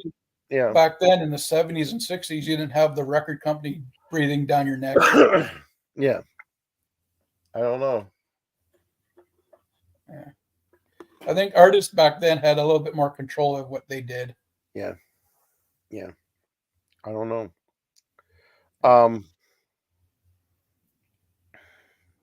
But yeah, I believe Michael was murdered. I believe Kurt Cobain was murdered. Yeah. Elvis wasn't suicide. Well, you gotta watch the S word. Yeah, just say unalive themselves. I'm just saying YouTube is really weird. You gotta be. Yeah, it's got just like when I was like, hi, Lil B, would you want to come on? Mama Cass didn't die choking on a ham sandwich. Oh, I don't know about that. I never heard about that. Mama Cass. Yeah, Mamas and the Papas. Yeah, they said she died choking on a ham sandwich. Yeah. I don't know. I mean, I can imagine if it's like I can imagine sometimes probably wouldn't cut up that well. But it was actually determined that she just died of a heart attack. Really? Well, because she was a big woman, like her body size, like it was bound to happen. Yeah, well, sadly though. Yeah, exactly. It'll be. It's too early. It is too early to be up. Did you ever like the Mamas and the Papas? I don't think I really listened to them that much. I'm sure I liked them. I just don't remember. I mean, some of the stuff. I'll hear the name of the band. I have to hear the music too. Sometimes I forget some of the bands. And some of the music too. You know who Mackenzie Phillips is, don't you? The girl that was on One Day at a Time. Yes. Her mother and father were the Mamas and the Papas. Oh yeah. Just the story of Mackenzie. Yeah, you gotta clean that up too. I'm sorry. I mean, it just the story of her. What happened with her was horrible too. You got better work today. I'm sorry, Little B. Yeah, I'm not trying to censor you. It's just YouTube is really critical about stuff. You know what I mean? I'm not trying to censor you. You know? It kind of feels like that because it feels Me? like I'm being pressured to not Oh, say certain words. I mean, not by me. But I mean, I'll be I'm just trying to quote what Oh, I newspapers know. and Was that what someone else? I'm gonna make some breakfast sausage or something like that. I'm just live right now. No, I'm not. I don't hey, want you to think I'm trying to do it. I'm saying hey, we're the YouTube. Breakfast Club. We're the Breakfast Yeah, Club. yeah. Well, for today, yeah. I mean, I don't want you to think I'm trying to censor you. It's YouTube. You gotta be really careful. You gotta dance around. Think, yeah. YouTube is finicky. Yeah, I mean, just. I Well, you can mean, still what? say the word fuck, but you can still say the word fuck, shit, damn, ass. Oh, yeah. I mean, but you gotta be careful. You can't say like certain trigger words. You know. Even like Turtle was saying, like, yeah, we gotta watch. Some of the stuff we say. And I heard for Fennel. that World War II guy, people call him Mustache Man. Mustache Man, yeah. Well, YouTube is finicky. It's very finicky. I mean, I'm not. I don't want everything. I'm trying to censor you. So I'm just saying, like, you just gotta be careful. That's all. Yeah, That's all. I'm not being mean or nothing. You know that. yeah, I know. I You're know just YouTube is just picky. I mean, you just have to. I mean, it used to not be that way unless it was really, really bad. What you said. or But unless you're one of the channels that are monetized, like getting money. I am You got to monetized. be careful I what am you're saying, monetized. I am and monetized. you got to be careful what you're saying because Yeah. they can take the money off away Yeah. from you. But the rest It's of just a YouTube, free form. No, I mean just free form with Gordon. I had Deussolinvictus on early, Lil B. No, I mean I am monetized. So I mean you just got to be. I mean nothing bad would really said, but you just got to be just kind of tone it down a little bit. We can still talk normal, but just certain things. basically, watch your mouth. Yeah, I mean I'm not being mean. You know that. I know I just got to be careful. That's all. because YouTube's being a little bitch. Well, it's been like that for a while. Ever since I'll tell you, ever since this is what happened. It used to be like, I mean, it's not like the Wild West, but kind of like it. When I started in 2013, they didn't have like rules for monetization and stuff like that. Pretty much, if you start doing videos, I think like a month after I started, they started bugging me to monetize. I did not Yeah. monetize for like 6 months. And I think like in June or July, I finally monetized, right? I've been monetized ever since. And like everything was going okay. Then in 2016, PewDiePie, remember PewDiePie, how big he is? Yeah, I know who PewDiePie is. Yeah, I mean, he was playing. I guess he would start saying the N word, and there was some big like article in Wall Street Journal about it, and he started losing advertisers left and right. And then But that's when they said, here's like, the thing: yeah, he was a big time YouTuber. He's not like a yeah, small timers here. no, big time. And that's when they started like looking at people who are monetized, right, and then putting rules in the monetization because they didn't want some of these people that are loose cannons saying stuff. And they wanted you to they just don't want to give it to anybody because anyone could say those things, horrible things. They want to make sure you earned it so you knew how important it was to stay on straight and narrow with YouTube. Yeah. And a lot of my friends, this is what really sucked. A lot of my friends, they sent an email saying like, okay, if you don't reach this criteria by like, they give them like about 40 days. If you don't reach this criteria by this time, we're going to demonetize you. And there are people that like almost had $100 or what the glass ceiling is. The lowest pay threshold like $100, right? Yep. And a lot of people didn't make that were like real short of that, and they got demonetized. And they said, yeah, and they were mad because because they said that Google, if they're going to demonetize, Google should pay them what they owe them, and because it didn't reach the $100 threshold, And they never and Google owns YouTube, so yeah. Well, I mean, they used to force people when I first started. Well, I had a Google account. It was still a lot of people were on Yahoo that are doing or Hotmail or YouTube. whatever account. Yeah, I mean, they were still people with a Yahoo account or whatever it's called. And then 2014, they started saying you have to have a Google account in order to be on YouTube. They started forcing people to have a Google account. YouTube was bought out by Google. Yeah, I mean, it was okay. When I first started, I had a Google account, so Yeah. Way back in 2013. And that's the first time I really had internet. Yeah. That's what happened though. I just don't want anything I'm ever trying to send to you. You just have to watch what you say, kind of. I mean, if it's really like, depending on what it is, that's all. Because YouTube is picky, especially if you're monetized, That's all. I don't mean to bore you with semantics. Would you ever try Rumble? Would you ever try Rumble? Yeah. I mean, I've been on Rumble, kind of. I don't have a channel there. I did a few videos on TikTok a long time ago, but I don't know if I want to start all over again. And then they're talking about banning TikTok. Yes, because it's owned by China. Yeah, and then it did pass. It passed the House. It has to go to the Senate, I think. And I mean, that's going to be. A lot. There's some American and Canadian millionaires going to try to buy out TikTok to keep it up and running. I don't know. I mean, the whole dynamic. China loves the control, so I think TikTok is over in North America. Well, you still probably got about a year. If that does pass, you probably still have about a year or something. I don't know. A year's time. The expiration date is about a year. Where I don't know. I'm just guessing. That's just a guess on my part. But here's the thing: if TikTok ends, it's fine. Like, there's other platforms. Yeah. Well, I mean, they still have shorts on YouTube. Not the end of the world. Yeah. I mean, still go back to YouTube, even though YouTube doesn't pay. I mean, I don't know. Or go to Spotify. Oh, Spotify. Yeah. Well, I mean, or what's that? Daily Motion? Some of the other channels. Went to Spotify. Oh, you making your white one? Oh, he did? He left YouTube? Yeah, because YouTube was in putting all those rules, and Spotify said, "We'll, you're not censored here. Like, we'll." Yeah. Well, I mean, he has a huge platform. Like me and something like that, it'd just be starting all over again. It took forever for me to get where I'm at now. I just tried to do. And I like Joe Rogan. Joe Rogan's cool. Yeah, he is cool. But I didn't know he left YouTube. Have you ever seen his podcast on YouTube? Like clips? I've seen little bits and pieces. I never watched the whole podcast. He's very highly educated man. Yeah.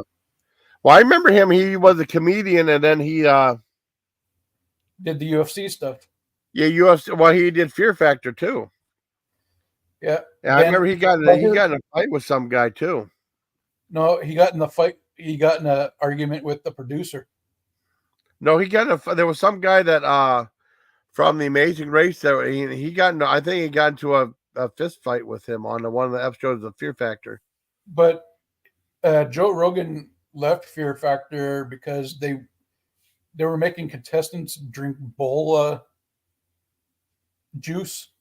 If you get what I'm drifting. Oh, really? Oh, no. Yeah, it's not good. It's not good. Yeah, and he said to the contestant, like, you don't have to do this, like, because he agreed. He agreed it was gross too. Like, like there's gross and there's like gross. Like, yeah, I know. But I mean, it gets bad though. It did get bad. So he told the contestant like he'll give him the money out of his pocket just if you don't want to do it. Like he agreed with the contestant. Like, it was like gross. Like, I don't want to do it. Yeah, I know. I don't blame him. But he had to do it because he was the host of the show. So yeah. But he decided to quit because that was taking it too far. Well, I mean, yeah, a lot of that stuff was nuts. Yeah, I mean, I know. I mean, and then like Andrew Zimmern, some of the stuff that was on there, he ate normally, which was weird too on Bizarre Foods. I thought that's what killed Fear Factor. Like, if you're gonna eat a brain, fine, as long as it's properly cooked, eat it. Like, fuck. Yeah, but some of they tried to do it raw or whatever, But as long as they might have cooked it. Yeah, I don't know. Like, as long as it's safe, like. Yeah, I reviewed brains before. A long time ago, I had brains and milk gravy, and I had brains and eggs before, for real. And that's like especially in the South. It tastes like potted meat. It tastes like potted meat. What's the texture? Was it like a gel texture? kind of smooth, not like a brown swagger, kind of. I don't know if you like brown swagger. What's that? Somewhat, yeah. Yeah. Yeah, I mean, it was just unlike brown swagger. It's like that. It's really high in cholesterol. The cholesterol, and that's out insane. It really is insane. The brain is a meat, and it's part of the animal. And some cultures don't believe in wasting any part of the animal. Like, that's why a lot of stuff in hot dogs is from that too. Yeah, but I'm saying like some cultures don't believe in wasting the animal. Like if it's edible, eat it. Yeah, that's true. That's true because it's nutrients. Like except for polar bear liver, you do not want to eat polar bear liver. Really? It'll kill you. Oh. It's very high in vitamin A. Really? Oh, I didn't know that. Could you hold on for 1 second? One drop of it will kill you. I got to mute real quick. It's so potent in the vitamin, you get vitamin poisoning.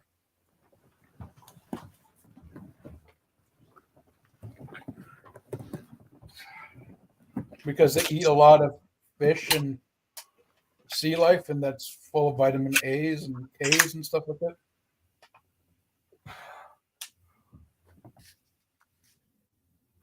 I have to mute real quick. Hold on.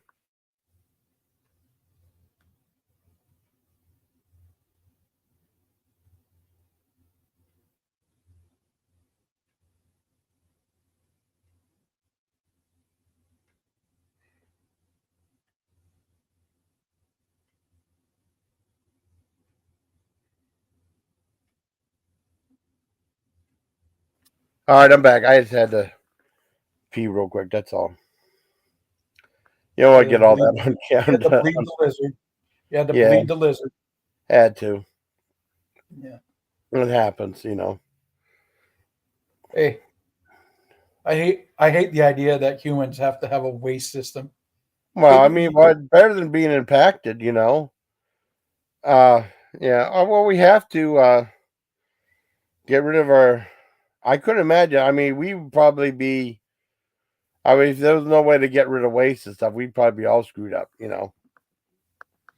And some people do have that, sadly, I may want to be able to do that normally and stuff, Yeah.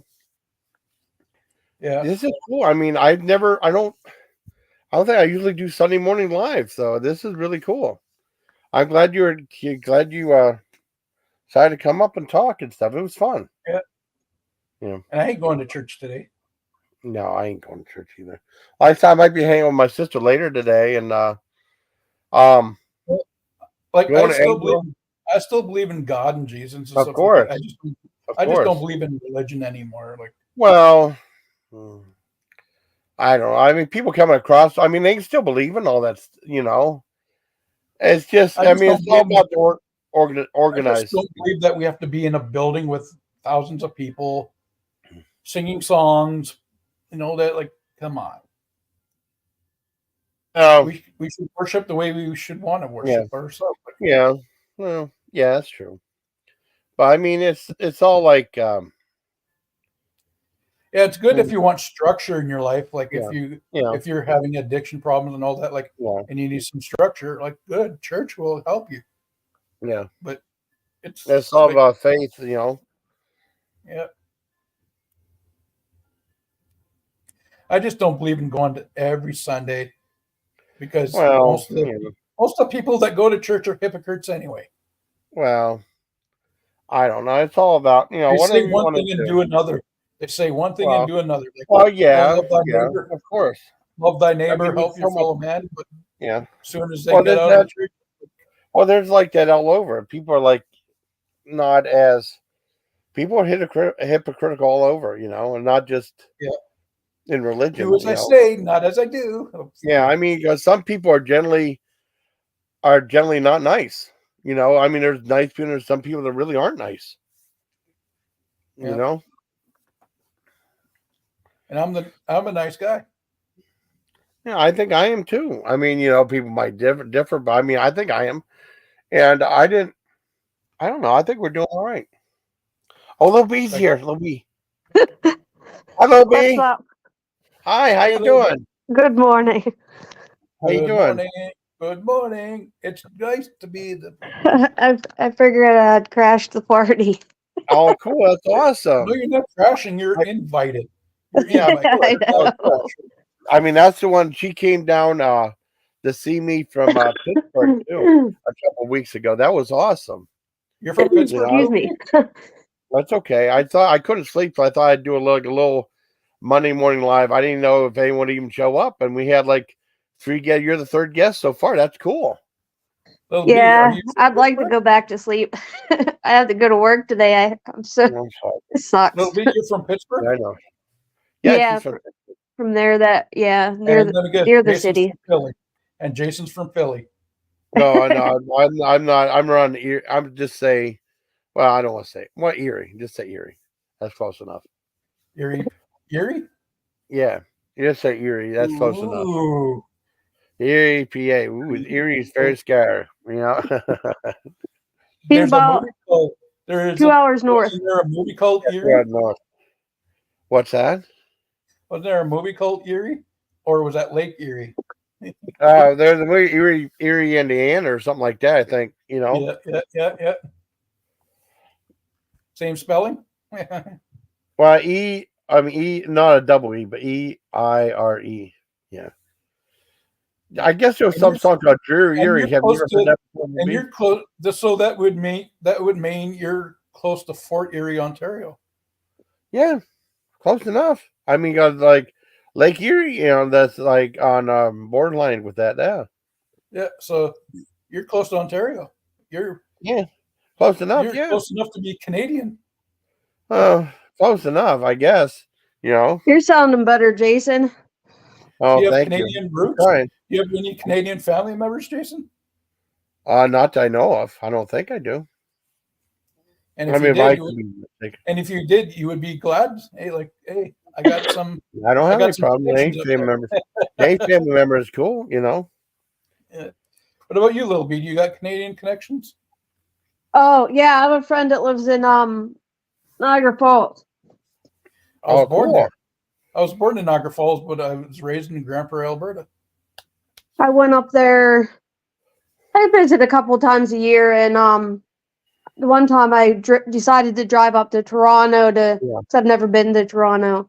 Yeah. The traffic in Toronto is ridiculous. My friend's like, you don't want to go to Toronto. It sucks. 401. Huh? On the 401. Yeah. Well, I remember. I mean, I haven't been to Pittsburgh since I went to the museum. I know the traffic there was nuts too in Pittsburgh. This traffic in Toronto is like way worse than Pittsburgh traffic. Yeah, yeah. Oh yeah, because there's always construction going around. Really? It took like 3 hours to get from Toronto to Niagara. Really? Dang. I mean, it should only take like an hour. It's worth the trip. It's worth the trip. Yeah. Because you get to see the nice scenery while you're driving. I can see you commenting on that one video because the guy was talking about how much like the Carnegie Museum. And he says, "Oh, it's only second to the Heinz Museum." I was, oh no, nobody's gonna comment. On my video. Yeah, the Heinz History Center is pretty nice. They moved the ketchup bottle from the top of the factory over there. Oh, really? Cool. Yeah, it used to be on top of the factory. I liked it. I mean, I guess I went to Grove City once a long time ago. There's a Hershey store in there. My sister's not there anymore. They give you like a free ketchup bottle pin and a free pickle pin when you go in there. I got a pickle pin whenever I worked for this one bus company I used to work for. We had this training. We watched this video. It's called "Give Them the Pickle." Yeah. It was about customer service. I know, right? So their slogan was "Give them the pickle." So anywho, they gave us Heinz pickle pins. I can't even find it. I don't know where it is. I lost mine. I had a ketchup pin. I had a pickle pin. It was just a little teeny tiny thing. Fred Rogers is from Pittsburgh. Yeah, Mr. Rogers. Yeah. Oh yeah. I think isn't it like his house or something near there? The Mr. Roger house or something. I think so. I'm not sure. But and there's a museum in Pittsburgh all about him. I gotta go grab my headphones because I can't even hear. Okay, no problem. No My problem. speaker on my phone sucks. Okay, cool. You got Lil B up here too. Lil B's one of the nicest people you ever want to meet too. Isn't Michael Keaton from Pittsburgh too? I don't remember what Jeff Goldblum is. He was talking about Chip Tam, getting Chip Tam sandwiches and stuff. Oh, Isley's Chip Tam, yeah. Yeah, my dad loved Chip Tam when he was still alive. Isley's also has a barbecue sauce in a jar. Really? Have you guys ever been to Hershey, Pennsylvania? Oh, several times. I go like once or twice a year. I've never been there. Yeah. That's like my spot. I go there, visit Lancaster. Oh, that's cool. He goes all over. They got some Amish smorgasbord in Lancaster too, I think. I've never been there.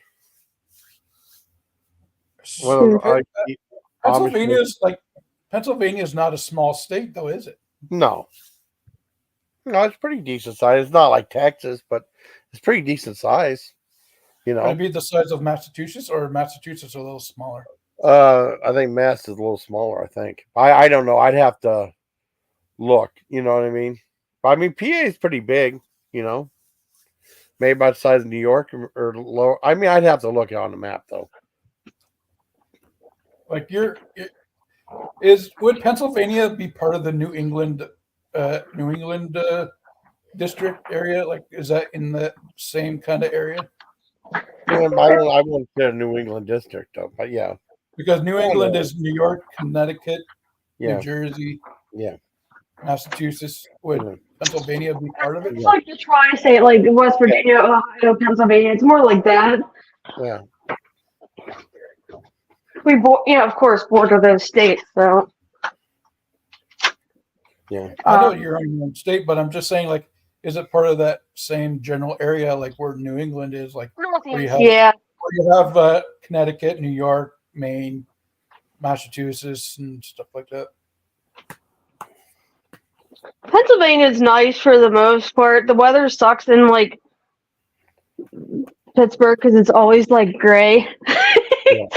Exactly. It's very rarely just blue skies. Is it because it's cloudy, or is that all that steel mill smoke in the air? Pollution for sure. Yeah, definitely. You're known as Steel City.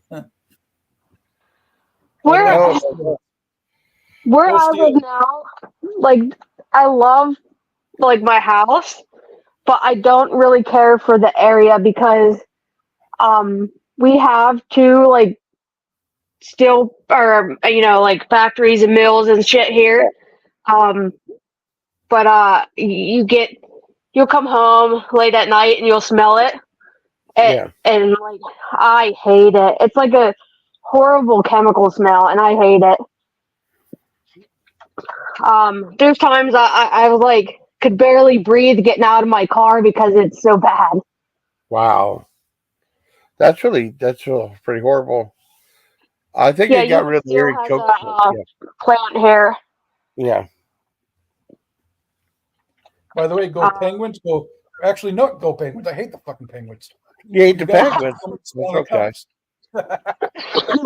I like the Penguins, but I generally have grown to hate all Pittsburgh sports teams because I do public transportation, and during those games, the traffic and the people are so horrible.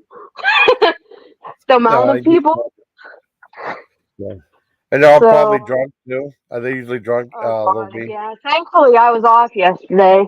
Yesterday was like the St. Patrick's Day parade, so thankfully I was off yesterday. Oh wow, that'd be horrible. I mean, was that a big parade though? I mean, because St. Patrick's Day is today, though. Yeah. Yes, but Pittsburgh usually has their parade in the city on Saturday. Yeah. Because Sunday's a religious day, so. Yeah, well, that and people generally have to go back to work Monday, and it allows for more revenue if they do it Saturday. Yeah. Or people are going to church instead of being at the parade. The bad areas in around the city are the south side during St. Patrick's Day parade and stuff like that. Butler Street. Those are like the places that are all lined with bars and taverns and stuff. Do you drink the green beer? I can't drink beer anymore. It makes me sick. Gives me a bad headache. Yeah, I've I've had green had bagels green before. I think I had green eggs and ham the one time, and they were food and they're not naturally because that'd be gross. Hey, Jason, since Yeah. you said you had green eggs and ham, I'm going to change you to Sam I am. Yeah, Sam I am. Yeah, I know. Or little B I am, or Gordon I am. I don't like green eggs and ham, said Siam. I am. The funny thing is, my son, he's 22 now, but in school, they, had a Dr. Seuss day and stuff like that. Yeah. I remember I made a cat in the hat cake. I drew the cat in the hat on the cake. Yep. That's cool as heck. That's I've done that. And, I've made Teddy Graham camping cakes and stuff. You guys still sell Teddy Grahams down there? Yeah, they have Teddy Grahams in the States. I haven't seen much up here in Canada. Oh, they have those in the States. Teddy Grahams. They used to have those famous things too. I used to eat it by the box full. Like I just grabbed the whole box. We still have them. Like it was cereal. Yeah, we still have them. Well, they actually used to have a Teddy Graham cereal a long time ago. That stuff got so soggy quick. Yeah. I remember Cookie Crisp. That just stayed crisp long enough. That stuff used to be great. I loved it. Now, I don't know if my taste buds changed or the recipe changed. Probably the recipe. But it's gross. Yeah. I got the John got me that cereal, that Magic Spoon. I got to try that sometime. Oh, by the way, keto cereal. By the way, there's a difference between Canadian and American corn pops. And Fruit Loops. Yeah. The Canadian Fruit Loops don't have dyes in them like the American Fruit Loops. Oh, really? Oh, wow. Yeah, because we are trying to get rid of artificial coloring. Oh. Yeah, because I noticed the one time I stayed up here and I stayed at a hotel and they had Fruit Loops. I'm like, why do these look so pale? You know what I mean?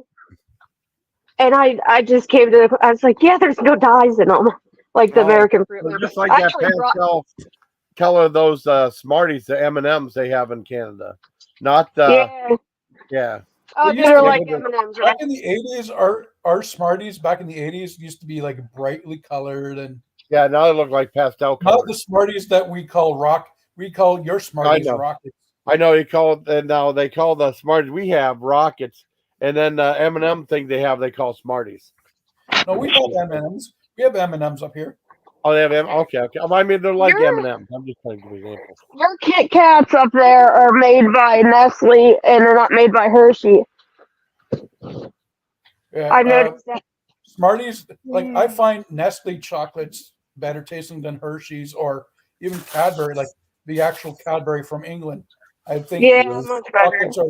They taste better than Hershey because Hershey's, or I hate to be mean to you guys Americans, but I think you guys use way too much corn syrup in your candy stuff. Like you don't use cane sugar or real sugar. You just, I think the reason why your chocolates are so bad is because of the corn syrup, not the sugar. I still like Hershey. I actually prefer the Hershey Kit Kat over the Nestle Kit Kat because I bought some of the it was like a caramel Kit Kat up there. Oh God, it had such a bitter taste. I was like, no, thank you. But you should try Coffee Crisp. They're pretty good. I bought a bunch of them, and I bought the peanut butter O. Henry's too. Coffee Crisp is like candy bars when I'm up there. I've had that too here in Canada. But yeah, it's good. I believe that I'm just at the belief that Canadian chocolate is a lot better for you than American chocolate, like flavor wise and stuff. I think they have better nutritional standards. Have you ever tried the Nestle Arrows? I think I've had them here and there, but that's not one of my favorites. So I don't usually gravitate towards it. Have you ever heard of Mr. Big? Yeah. Yes, and I'm not. See, every time I go up here, I end up like I just stick with the O. Henry because we can't get them here. I remember they used to get them. Yes, they have a Reese's O. Henry up there, and it is my favorite. And yeah, but up here, our chocolate, like even the Americans that I see on YouTube that do taste tests, they say even our chocolate's better tasting than American. Yeah. It's more cleaner taste. It's more of a chocolate taste. I still like our chocolate too. I know Chevy 5-speed sent me a giant Reese's peanut butter egg. I gotta try that sometime. I forgot I had it. I gotta do that for Easter coming up. Yeah, I do it I first. saw giant peanut butter bunnies here that I ordered. They're like 1 pound bunnies. You guys get the Cadbury cream eggs? Yes, I love them. Sometimes on the Easter you can take the Cadbury cream eggs. Yeah, sometimes when you get to do the on Easter time, you take the Cadbury cream eggs and you hard boil them. And no, I'm just kidding. That would melt. It would melt. And that, kids, how you get hot chocolate. I know. Yeah, you melt on that. They melt on that. That's funny. I'd be silly. I made Cadbury cream egg stuffed cookies. Well, that sounds good. I had one time in Dairy Queen. I had a Cadbury cream egg blizzard. Oh my God! The McDonald's up there, their McFlurries are way better than ours. Their ice cream is better because our ice cream machine actually works. That too. Yeah.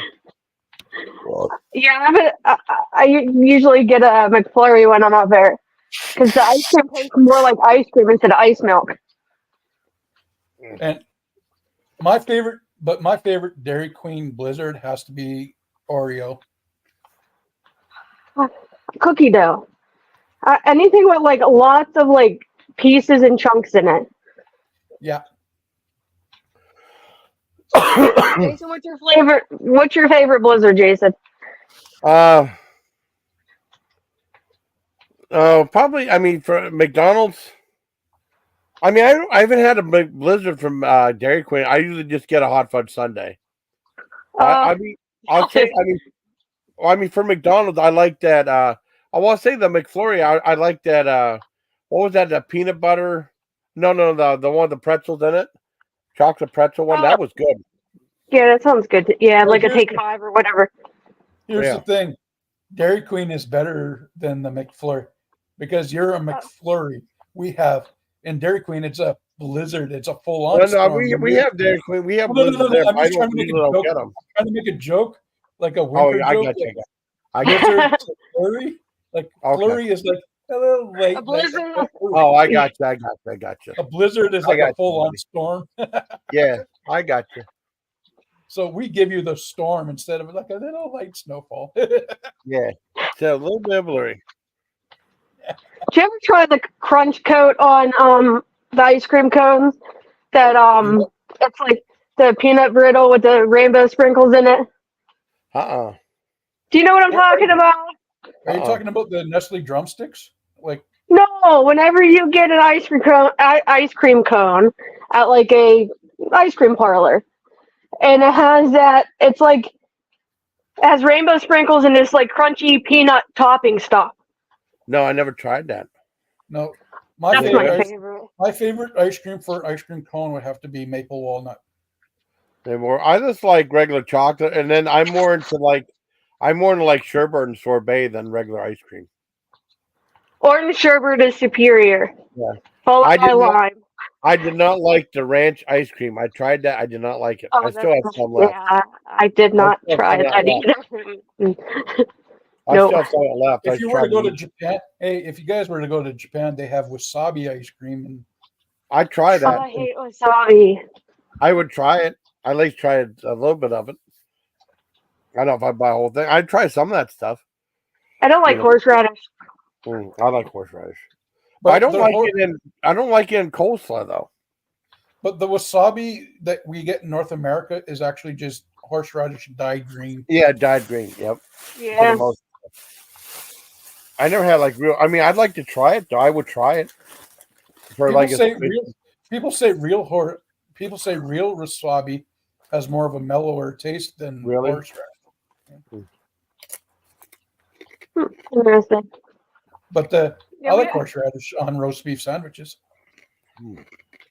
Yeah, that's what people usually put it on. I just haven't gotten to like horseradish, even being a little older.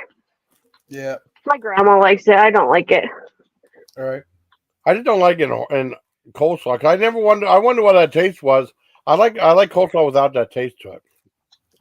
But that's what gives it the slaw. Oh no, but I mean, I've made like fresh coleslaw without even adding that stuff. It's fantastic. Well, yeah, coleslaw just means cold salad. Yeah, that's good. I like a sweeter coleslaw. Some people like a vinegary coleslaw, like more vinegar than cream. My buddy does. Don does. He'd rather have a vinegary one. You know the Permane sandwiches? Their coleslaw on it is a more vinegary one. It's not a mayonnaise-based or dressing-based one. I've only been to Permane's one time in Erie. That was it. I don't think anyone else was impressed with it. You guys like sauerkraut? Yeah, I do. Sauerkraut and kibasi. Yeah, what about kimchi? Kimchi. I haven't tried kimchi. I like it. Kimchi's pickled cabbage from Korea. Or fermented pickled. I mean, it's good. I like it, but you have to be really careful because the contents are under pressure, and then like it's. I mean, it might. It's. I don't think it smells bad, but it stinks. So that's what I was told. It smells to high heaven. Spicy as fuck, isn't it? Yeah, depending on what you get. Though. I mean, you can get like a mild one too, but I like it. I like kimchi. I haven't had it in a long time though. That's getting too expensive too. Are you the spicier the better person, Jason? Are you the hotter the better? Like when it comes to spice, are you the hotter the better? Sometimes, all depends on, it depends on the stuff. But yeah, I mean, I like spicy foods a lot. What about you? Are you the hotter the better spice when it comes to spices, Lil B? Are you the type that goes hotter the better? Oh, I used to love really spicy stuff until I did the hot sauce challenge at Pepper Palace. Now I can't tolerate as much spice. Jason did the bomb. I did the bomb. Yeah. What was the hot sauce challenge at Pepper Palace? The hot sauce is called The End. Yeah. And they put some on one of those little taste testing spoons. Yeah. Those little tiny like sample spoons. And you can't eat eat anything or drink anything. And like bread or milk or anything. And you have to wait a certain amount of time. And, like I did it. I succeeded. But the after effects, once it hit my stomach, I was curled in a ball on the floor. Like, no, that's not, yeah. It didn't burn my mouth or my throat, but it my stomach was in so much pain. Oh man, I can just imagine that's how I was with that. Fire at the end too? Was your butt on fire at the end? Like when you're. That's how I was. Or if you go to the bathroom, if you drink liquid, it comes out both ends fiery. Exactly. I remember I had the 1-chip challenge. I drank milk. It burned my kidneys for like about an hour. Yeah. I mean, it's like we're not young kids anymore. And then I still like hot foods and stuff, but that's crazy. Would you ever try the Carolina Reapers? I've tried other stuff, so I never ate a full Carolina Reaper though. No. Yeah, I've had like flavored stuff like peanuts or whatever. Yeah. There's I think it's like called Ass Kickin' or whatever is the brand. Yeah, but they have peanuts. They have Reaper honey roasted peanuts and stuff. And I had something like that. Some of that stuff, it's good, and some of it's just your heat. I do like Like the bomb. Uh-oh. Hold on a second. I'm gonna clear. I have a cough. Okay. I didn't want to be weird, rude, and try to clear my throat because I'm still dealing with being sick. So yeah. Took my last dose of the dang Rona medicine. Are you really? Yeah, I took the last dose of that, and that Rona medicine is awful. I just imagine. What does it do? It's supposed to. It's like an antiviral. So, and it's helping to lessen the symptoms and shorten it. But the bitter taste it leaves in your mouth is ridiculous. It's like you stuck your finger in your ear to scratch your ear, and then you accidentally stuck your finger in your mouth. Oh God! Oh, it tastes nasty. Do you ever do that? Do you ever go to scratch your ear and forget that you scratched your ear and stuck your finger in your mouth for whatever reason to bite your nail or something? Oh no! Yeah, that's what it tastes like. and you have it for the whole duration of the 5 days that you're taking it. It's okay, Gordon. You probably lost internet. It's okay. It's okay, buddy. Yeah, sometimes when I'm up there, the internet goes in and out. Yeah, it gets funky. It gets down and gets funky. Wow. You're so silly. I get silly like that too. Yeah, I go back to work for like 4 days, and then I'm off for 5. Well, that's cool. Well, it's not cool because Friday I got to go have that procedure done, and I'm not excited. No. I'm excited. Sorry. Well, I'm sending prayers your way. I'm sorry about that. I forgot about that. I couldn't remember what the day was. Yeah, it's Friday because they pushed it back a couple of days because I ended up getting sick, with this ick, you know what I mean? So, so they had to push it back because you have to, wait 10 days out from whenever you caught the ick to, to have the procedure done. So, something went wrong with his StreamYard. I didn't. I don't want to do that. I kicked you off because I didn't. But just started it started to buffer and he left us. Yeah, I'm sorry. So he's one of our Canadian friends, huh? Yeah. I have. I mean, I didn't know if I wanted to even go live. Austin Powers. What's that? Gordon. I said, I wonder if he's related to Austin Powers. Oh yeah, Austin Powers. I forgot about that. I didn't think about that. I had a friend from high school named Todd Powers, but I don't think they're related. I'd love to be able to watch the old Austin Powers movies. I used to love them. Well, I mean, I never seen any of them. I watched with John Buchanan. Okay. It's okay. I got the link if you need to come back up. I mean, I don't know. I was having trouble sleeping. I'm hanging with his sister in a few hours, so I thought maybe I'd go live or see what would happen. Oh, he said he's not related. That's funny. That's cool. Yeah, I'm gonna probably skip out here and go watch some YouTube. Okay. Try and get my steps in before I have to go to work. Cool. Yeah, that's cool. I mean, I thank you for coming up. I mean, I think I might be in it pretty soon, anyways. I don't know if it's going to be relax, Did you sleep? Yeah, I slept some. I was up some, slept some. Then I was up. I hang with my sister and might go back to sleep after. I'm going to try to get a little sleep now before she comes up too. Yeah, I mean, it's just like off and on, off and on, off and on, You need to get a regular sleep schedule. That's why you end up getting sick. Yeah, that's true too. Look into getting some magnesium glycinate. They sell it at Walmart. Yeah. And take it before bed. That helps a lot. It helps to relax you and get you to sleep, on a more natural level. Yeah. That would definitely help out a lot. I remember I used to always wait a second. Hi, buddy.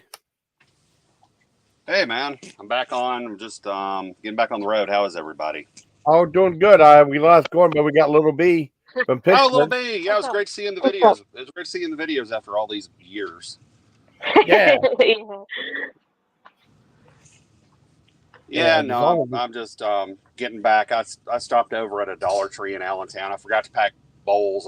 I've still got 3 dogs with me, so I've got to have some disposable bowls to give them lunch and dinner on the way home. And, just kind of hung out. I tried to find a Google told me that there was a Boston Market over here that was still open, and it wasn't. And I have not been able to find a Boston Market that's in operation at all since I've been coming to the Northeast, and I'm so disappointed. I'd never been to Boston. That used to be the place back in the day. Yeah, I've never been there. I've never been to one. Ever. Okay. Back when Kenny Rogers Roasters was everywhere, we got a Boston Market. We got a Boston Market in Birmingham, and my ex-wife, she always liked Kenny Rogers better, and so we had one closer to our home. So we always went to Kenny Rogers, and it was great food. It really was. And back in the day, it was pretty much a bargain because they put out coupons for like $8.99. You get a chicken, 2 family sides, and 4 pieces of cornbread, and bam, you were done. But that ain't bad. Boston Market was pretty darn good too back in its day, but they didn't stay in Birmingham very long. I don't think they lasted maybe a year or two. They were pretty.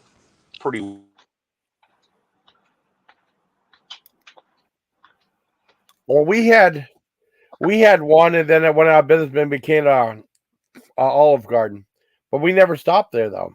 Never stopped at Boston Market. I've had the Boston Market frozen meals though; those are good. Their meatloaf and stuff is really good. You got to eat it fresh. It's like eating the White Castle burgers frozen. Well, we don't have a White Castle. I mean, that's the closest I could get. Ohio. Ohio has a White Castle. It's right over the border. Road trip. Oh, okay. I've never been there. That'd be great. Or I'd like to go. There's supposed to be a Mr. Donut. One Mr. Donut still left in the States. But I saw that it was an old story. But could you imagine going there and then it being closed? Yeah, that would suck. And there's still an Arthur Treacher's in Ohio. I saw someone go with pilgrimage to. That'd be cool going to, or a York Steakhouse still. That'd be cool too. You would really like Lancaster. They have a lot of good places, that have good home cooked meals, restaurants. So But I'm going to step off, and I will talk to you later. Okay, no problem. You guys have fun? Okay. Wait a minute, I'm on there twice. How the heck is that possible? I don't know. I mean, let me see what. Okay, let me see what's going on. Okay, could you give up the Deussolinvictus twice? Wait a minute. See you later. Oh, bye, Lobby. Thank you for coming up. Okay, you there now? I think you took down the other one that was speaking. Uh-oh. Bye, Lobby. Thank you for being up, Lobby. All right. Can you hear me? Yeah. Okay. My dog put his chin on my phone. That may have been what it was. Okay, yeah, there was 2 different ones that came up. Yeah. It's odd. But no, Boston, what was your Boston Market experience? I didn't hear you finish because my dog cut me off. Well, we kept driving past it. We never went there. And then it was there for a long time, and then went out of business and became Olive Garden. We never went to Boston Market, though. Well, it's funny. There was one right off the interstate. Yeah. In Lower Connecticut, on I-95, and I always wanted to pop off and go there, but when I drive through there, it's usually the wee early hours in the morning. Yeah. And since I've started going to Pennsylvania regularly, I come down on 95 during normal business hours. And the last time I went up, I noticed that the realty company, I guess that owned the building, had taken down the Boston Market sign. And then the last time I went by there, yesterday morning, it had turned into a hibachi and sushi restaurant. So wow. That's another one gone forever. Oh wow. But apparently they're barely hanging on by a thread. It's funny because Company Man did a little video on them here a few months ago, and I just looked up some of the data on them just out of curiosity, and I think they're down to like maybe 200 locations. Yeah. But it's just a shame because in their day they had pretty darn good food, but so it goes. Yeah. Wow. Lil B says, have a wonderful day, gentlemen. That's cool. And she said, prayers, Lil B. Yeah, have a great one. Yeah, she's awesome, though. She's really a nice person. Yeah, she seemed that way when you seen the videos you guys doing stuff together and stuff. That was really great. Yeah. First time I heard her say, when I first met her, she said it was like fucking deliverance around here. It's like, first time I heard her curse say that word, it's like, oh no. But it was funny. It was funny on that video. Well, I don't know. It's funny because like when I go through, especially like Virginia, Virginia, it's kind of a strange phenomena because you'll have a huge strip mall that'll have like a Cabela's, a Five Guys Burgers, an Outback or whatever, all this stuff in it. All the big retailers and restaurant chains in it. And then you go 2 miles up or down the road and it's cattle farms. Really? Wow. It's just kind of bizarre. Yeah, it's a strange phenomenon. It really is. Yeah. I mean, we don't have much around here. But it's all right. It's okay. Well, I mean, out where I live, I've got a really shitty Chinese restaurant that's probably a money laundering operation because really? Wow. They've been in business for like 10, 12 years and there's never any customers there. Really? So there's never any customers. And there's something funny. There's got to be something funny going on with it. There's a mediocre Mexican restaurant. Yeah. We've got a Domino's. Ooh, Domino's is good. Yeah, Domino's isn't bad. I like the sides of those chicken sides. They have like you get like the jalapeno pineapple or like the pasta. That's really good. I think. Well, that's pretty good. It's just we got the girlfriend and I last time we got Domino's. Yeah. It just really was kind of underwhelming. Wow. Yeah, it just everybody's got their good or bad days. That's just the way it is. Yeah, that's true. But it seems like we've gotten more bad than good of late, so we just kind of gave up on them. And we've got a Papa John's farther out of the country from us. Yeah. They seem to do good business, but they won't deliver near us. And by the time it does. And by the time I drive out there and come back, I've got a cold pizza in my front seat. Oh, that's not good. It's which I mean, I'm male. I don't care. I mean, I'm sorry, but men, we will eat cold ravioli out of the can standing in the kitchen. We just will. That's just the nature of us. But it's just you don't want to pay premium prices just to bring home cold food. Exactly. But it's we had an independent diner up in the nearest small town, and they were pretty good. And I just don't think they lasted long enough to really live up to their potential. They were one of these places that had like they would have like a meat and 3 assortment every day. They would have like like fried chicken, baked chicken, pot roast, whatever.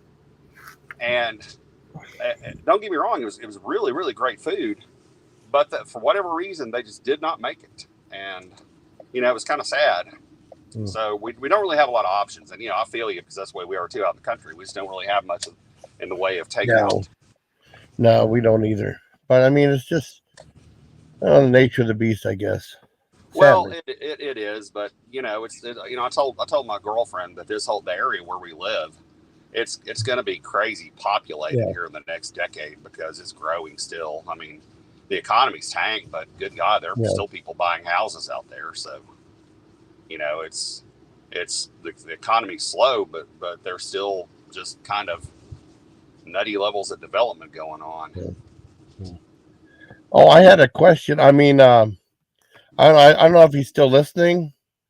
He would ask something about like what the Airbus is that a European owned by is that a European company or? Yeah, that's Airbus is a consortium. I think I think it's I want to say Germany, either Germany and Britain or Germany and France. I mean, I might be wrong. I could very well be wrong.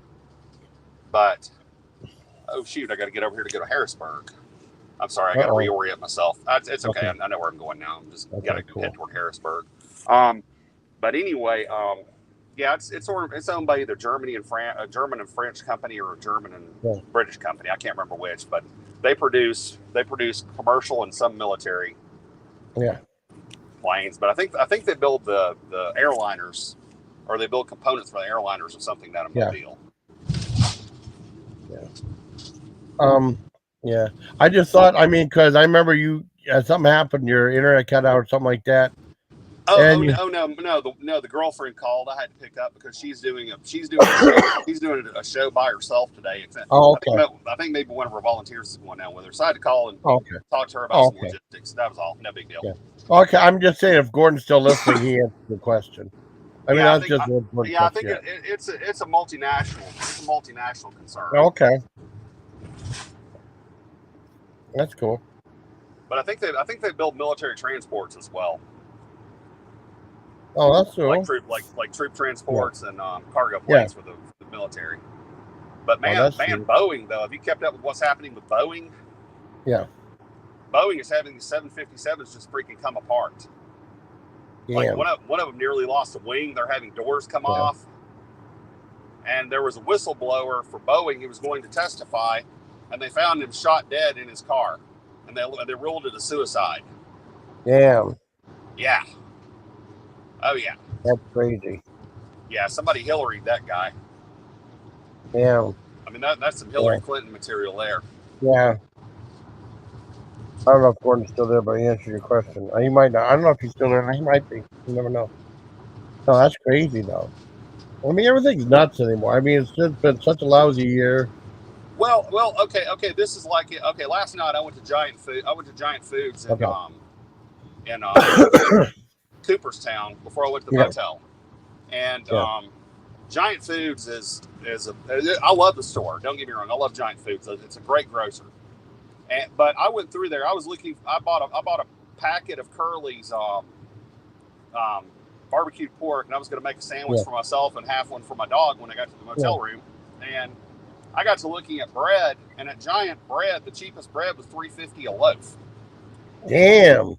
And I'm just looking around and going, well, my God. I mean, you think about you think about it. Think about being the average family. Yeah. All right. You've got a husband who may have a skilled trade or blue collar job or whatever. You have a wife who may be like a medical technician of some sort or whatever. Maybe even, I'm sorry, tall boy. You okay? It's okay, buddy. Bag of dog food fell, so he got worried. Oh no. Anyway, but you look at it and you think, okay, you got a 2-income family, and say they have the standard 2 kids, and you've got to buy. If you have kids, man, you're going to go through some sliced bread like crazy because kids are always grabbing a sandwich, PB&J, a ham sandwich, grilled cheese, whatever.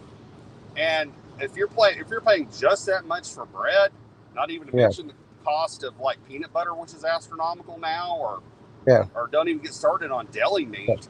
That's why these average people. I mean, the average person is out here struggling like hell. I mean, they really are. Exactly. And our damn politicians are so tone deaf. They keep giving money to illegals and giving money to Ukraine and giving money to Israel. And exactly, 100%. Stop it! It's like, no, stop it. Okay. Let me tell you one that's sad. Okay. We had a local guy. He's an Afghan. He's an Afghani war vet. Yeah. Lost one of his legs because of an IED in a vehicle. And he and his wife live in a little mobile home out near us, and he's got terminal cancer. I mean, he's not long for this world. So he wanted a puppy. So we gave him a puppy and a bunch of dog food and a crate and all this stuff so he could set up and have a dog with him, have some company. Because his wife works and he's at home most of the time. Well, they had to bring the dog back about 2 weeks ago because their landlord who rents them the spot where their mobile home's located is going to sell the property and they don't have anywhere to go. And this guy is a disabled veteran with terminal cancer. He can't get jack shit for help. These illegals come over here and go to New York City. They get a $15,000 debit card, 6 months of Medicaid, and 6 months of EBT. I know, it's bullshit.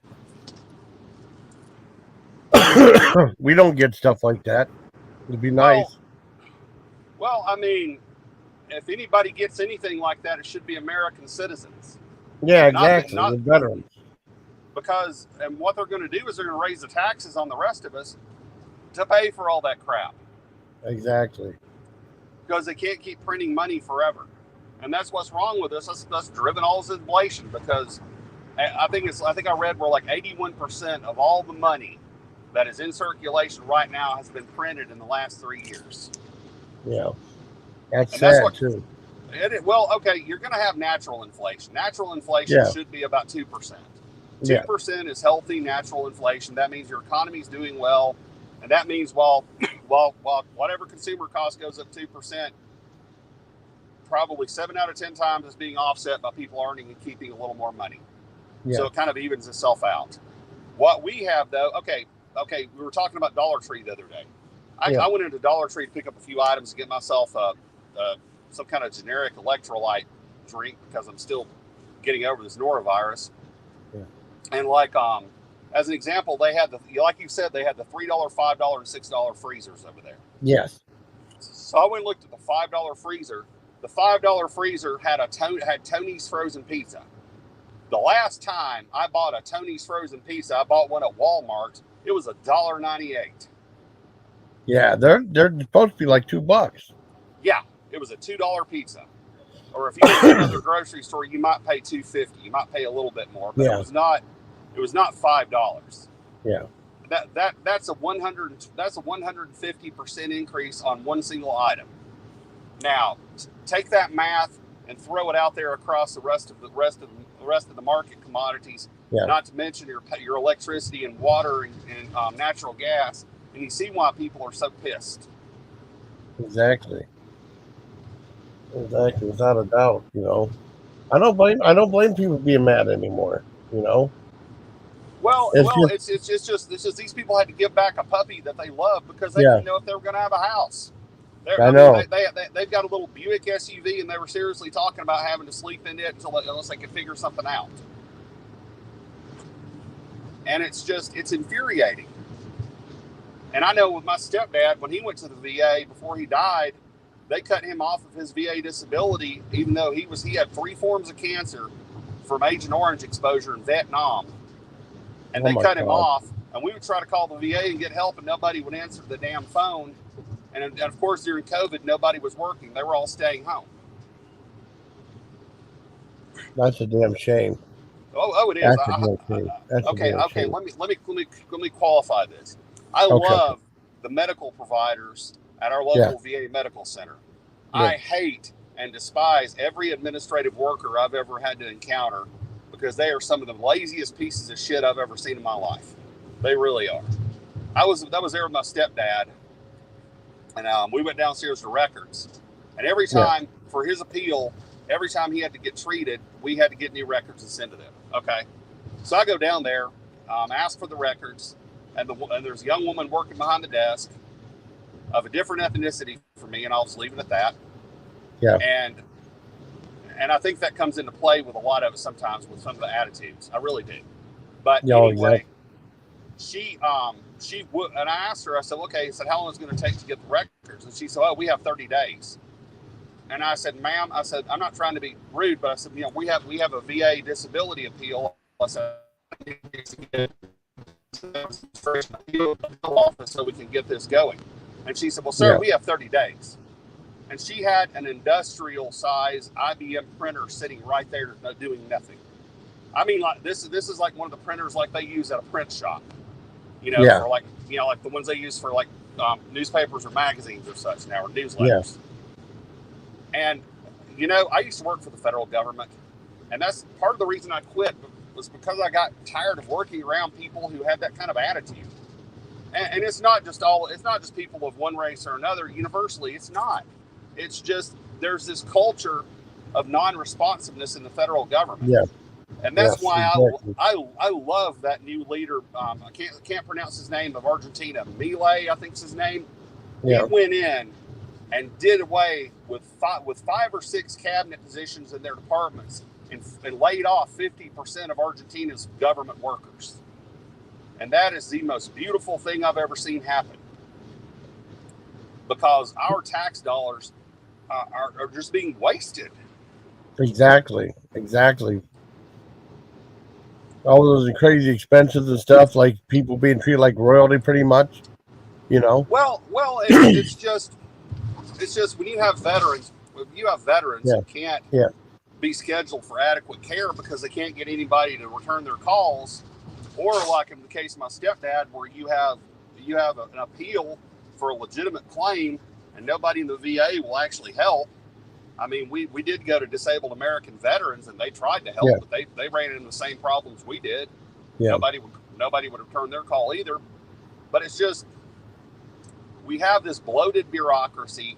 Our government spends way more money than it should. It prints way more money than it should, and it's killing everybody in the middle. And what we're seeing happen now is the people who were on top, and I don't mean the people like Elon Musk or super rich. I'm talking about people who may make $200,000 a year. Yeah. Now because of inflation, they're being squeezed down. Because let's face it, $200,000 a year is not as much as it used to be. When a starter house now is $250,000.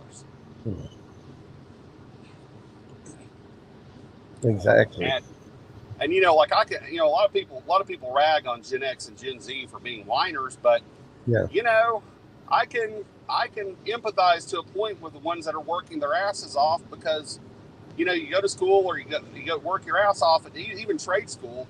Don't get me wrong, you go to trade school, you can do well now because there's a shortage of skilled trades. But it's just the money doesn't go as far as it used to. It just doesn't. Well, that's my spun up Sunday morning rant. Oh no, that's fine. That's fun. I embrace it. I mean, it's good to vent and say things, and it's not falling on deaf ears. Well, we agree with you. It's just I'm telling you, man, the $4 a loaf plain Jane cheap white bread last night really just that set me flying. Do you guys have Giant Food? I know you said you have Giant Eagle, but do you have Giant Foods or? No, we don't have Giant Food. I mean, our Giant Eagle closed down. The local one closed down. Okay. But they still have an area, but we don't have a Giant Food though. No. Okay, Giant is like just a red logo that just says Giant. Yeah. There's nothing fancy to it. Anyway, if you get a chance, go in and take a gander. Their deli's really good. They've got one of the loyalty card things, and what's funny is just coming up here and back twice a month, I've already got enough loyalty points to get a free Easter ham. So I'm gonna stop at Giant in Chambersburg and pick up my ham, I guess. Oh, that's awesome. Man, I can't find Gibbles chips anywhere.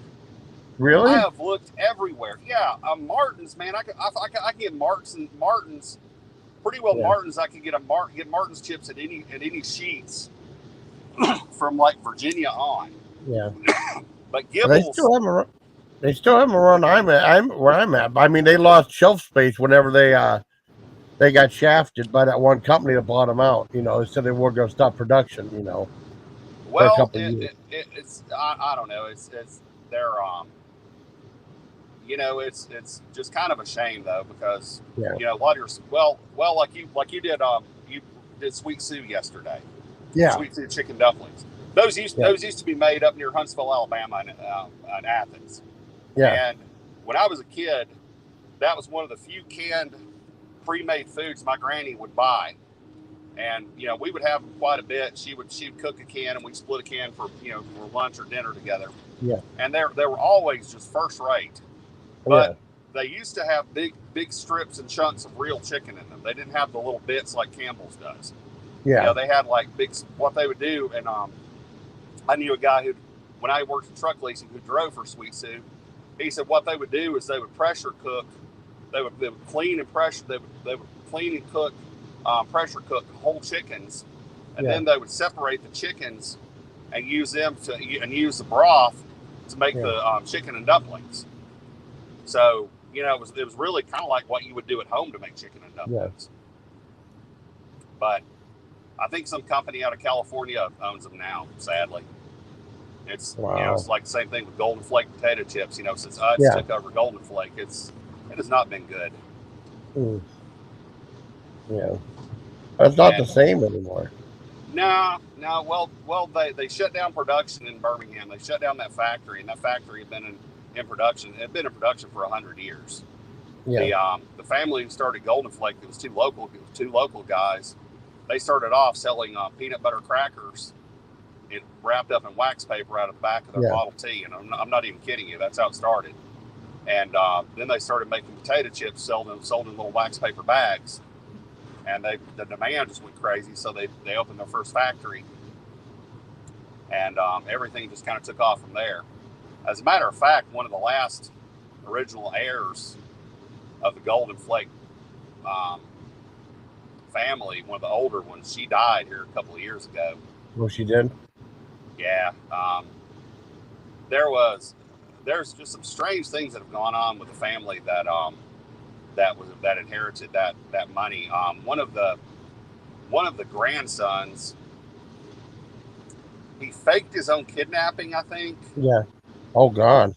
Yeah, he faked his own kidnapping for some reason, and I don't remember what all happened, but it was very strange. It was a very bizarre situation. And one of the other grandsons is kind of this weird New Age Buddhist beach bum kind of guy. Yeah. Seems pretty chill, but he just seems like he doesn't want anything to do with it. He comments every now and again, and then he just kind of keeps to himself. Yeah. But it's just strange things happen when money's involved. Yeah, exactly. Sadly. So what do you got planned for the rest of your Sunday? Hang on my sister, and that's about it for, not a whole lot, that's just for right now, What are you still off on medical leave? Yeah. Yeah, so I gotta get all that done. Hopefully I'll get better soon, Yeah, that sucks. Yeah.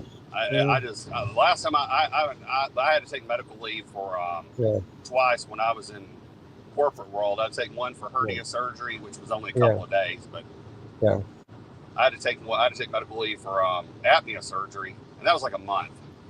And holy mother of God, I was about to go nuts in boredom. I really was. Yeah. Well, just a lot of bad stuff happened.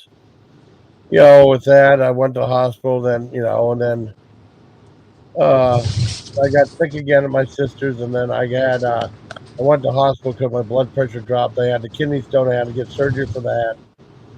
And then I had another appointment. It's just a whole bunch of stuff. It's just a whole bunch of bad luck within the last like 2.5 months, I hate that for you, man. That's just terrible. I hope things turn around for you soon because it's funny because I was driving up. I started doing the Rhode Island trip by myself, mostly because pretty cat. There was this gorgeous cat sitting on the side of the road here on I-78. Wow. Anyway, they're always feral. You see a lot of feral cats near highways. It's sad. But anyway, I was coming back from Rhode Island, and my girlfriend, she's got some orthopedic issues because she had a really massive car accident back about 15, 20 years ago. So she had to have hip replacement. She had to have neck surgery. So riding in a vehicle for 32, 34 hours is really hard on her. So what I've done is I've just told her, look, as long as you want to, stay home, take care of the home front, do the local events, as long as it doesn't kill you to do it, and I'll do the long drive because I'm okay with it. Well, anyway, that weekend you went in the hospital. I usually listen to old time radio, or I'll listen to old sitcoms or something streaming on YouTube while I'm driving because it's background noise. It's funny. It'll keep me awake. And anyway, all of a sudden I said, let's see what's going on here. And I looked up on my subscription bar, and you hadn't put out a video in like 2 days. Yeah. I went, wait a minute. Yep. Something's That's up why I was here. going for a couple of days. Then later on that day, you did the video from the hospital. So yeah, I was gone for technically 3 days, but more than 3 days. Because And it was like early Friday morning till Sunday afternoon. So I was gone for a while, and I got home and checked everything out, and it was a while before I waited a couple hours. I put something up, and say while I was at. It was scary.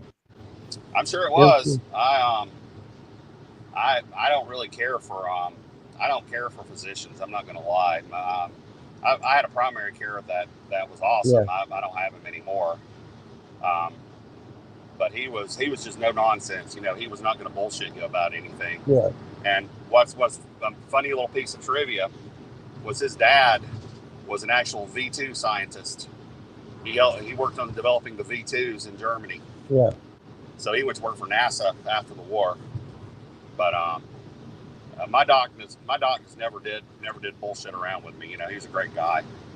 But a lot of them now, it just seems like all they want to do is run you through and get you out, so they get to the next charge. Exactly.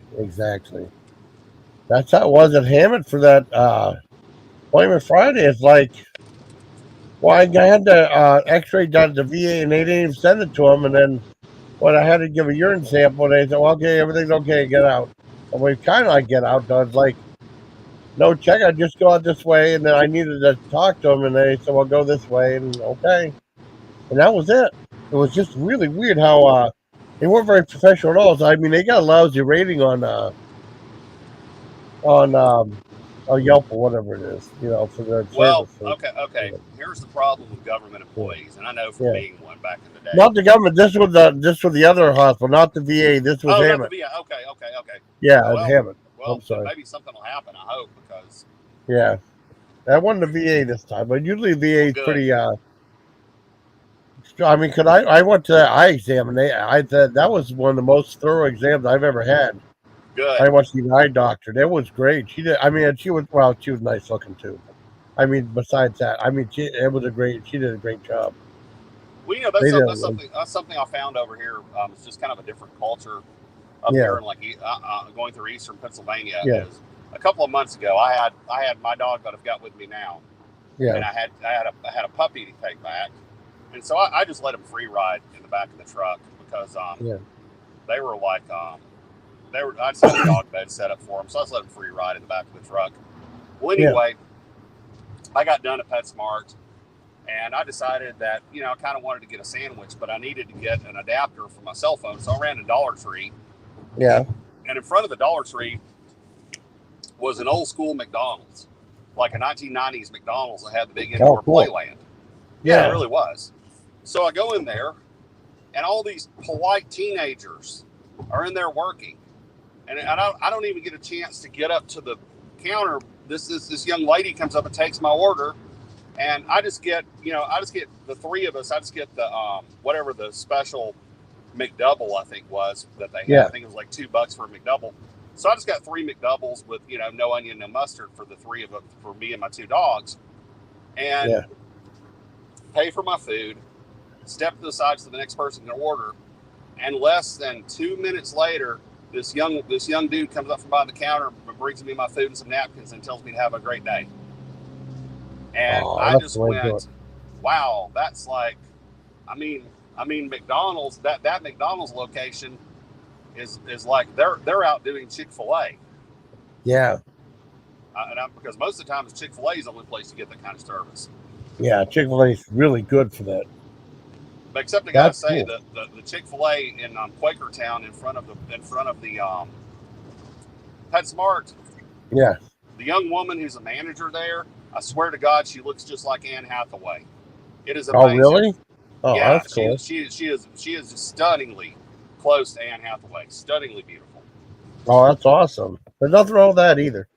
No, a little eye candy in your morning. Yeah, that was help. Biscuits always good. But no, it's just different because I run into that. I haven't had a negative service interaction since I've been coming up here cool. in the year I've been up here. Yeah. And it's just back home. Yeah. I mean, hell, the McDonald's out at my exit. I've gotten to, I call it meth Donald's. Yeah. Because it seemed like for a while that's all they had working there were a bunch of meth heads. Oh no. That's not good. And then what's funny is one of our part-time. She used to volunteer a lot, but she just doesn't have time because she's working 2 jobs. Anyway, she worked at that McDonald's a few years ago, and she said no. She said you're right. She said that's all the people that'll work there. And she said what they would do is they would spark up before their shift, and they would just go crazy working. Damn. Holy shit. Oh yeah. She said she said the big change for her was that they caught somebody smoking in the walk-in cooler, and the manager wouldn't fire him. He said, well, do you have anybody else to come here and work? And that was it. Wow. That's crazy. Oh, it is, man. It's a nutty world we live in. It really is. It's very nuts. It's very crazy. Especially compared to, can you remember when you were a kid going into like McDonald's or Burger King? Yeah. And it was just the most amazing damn thing in your day because, it was like this magical thing where you were going to get some really good food that you didn't get all the time. Because, I can remember now my dad, he would sneak me off and get fast food once in a while. Otherwise, we might get fast food once every month. Yeah. Maybe. But, it was a big freaking deal. But it's just the, the degradation of quality across the board. Yeah. Not good. Nah. Because, it's funny because when you watch, do you watch Report of the Week? Review yes. off? Yeah, that's cool. Oh, God, he's so funny sometimes. Yeah. And but anyway, I watched his, it was some Burger King item that he just absolutely trashed. And it was just so funny because you could tell the poor young dude was just genuinely disappointed. And, it's like, unfortunately, I kind of go into most fast food experiences waiting on that to happen because, it is that it is. Exactly. Okay, so what's your favorite fast food place right now? Spotlight. I don't know. I still say Burger King. I love the Whopper and stuff, and I love the. I'm absolutely with you. With you. I still like Burger King. Barring anything else, a Whopper or a Whopper Junior will always do me. Yeah, I know. I love the Whopper. I love the Whopper.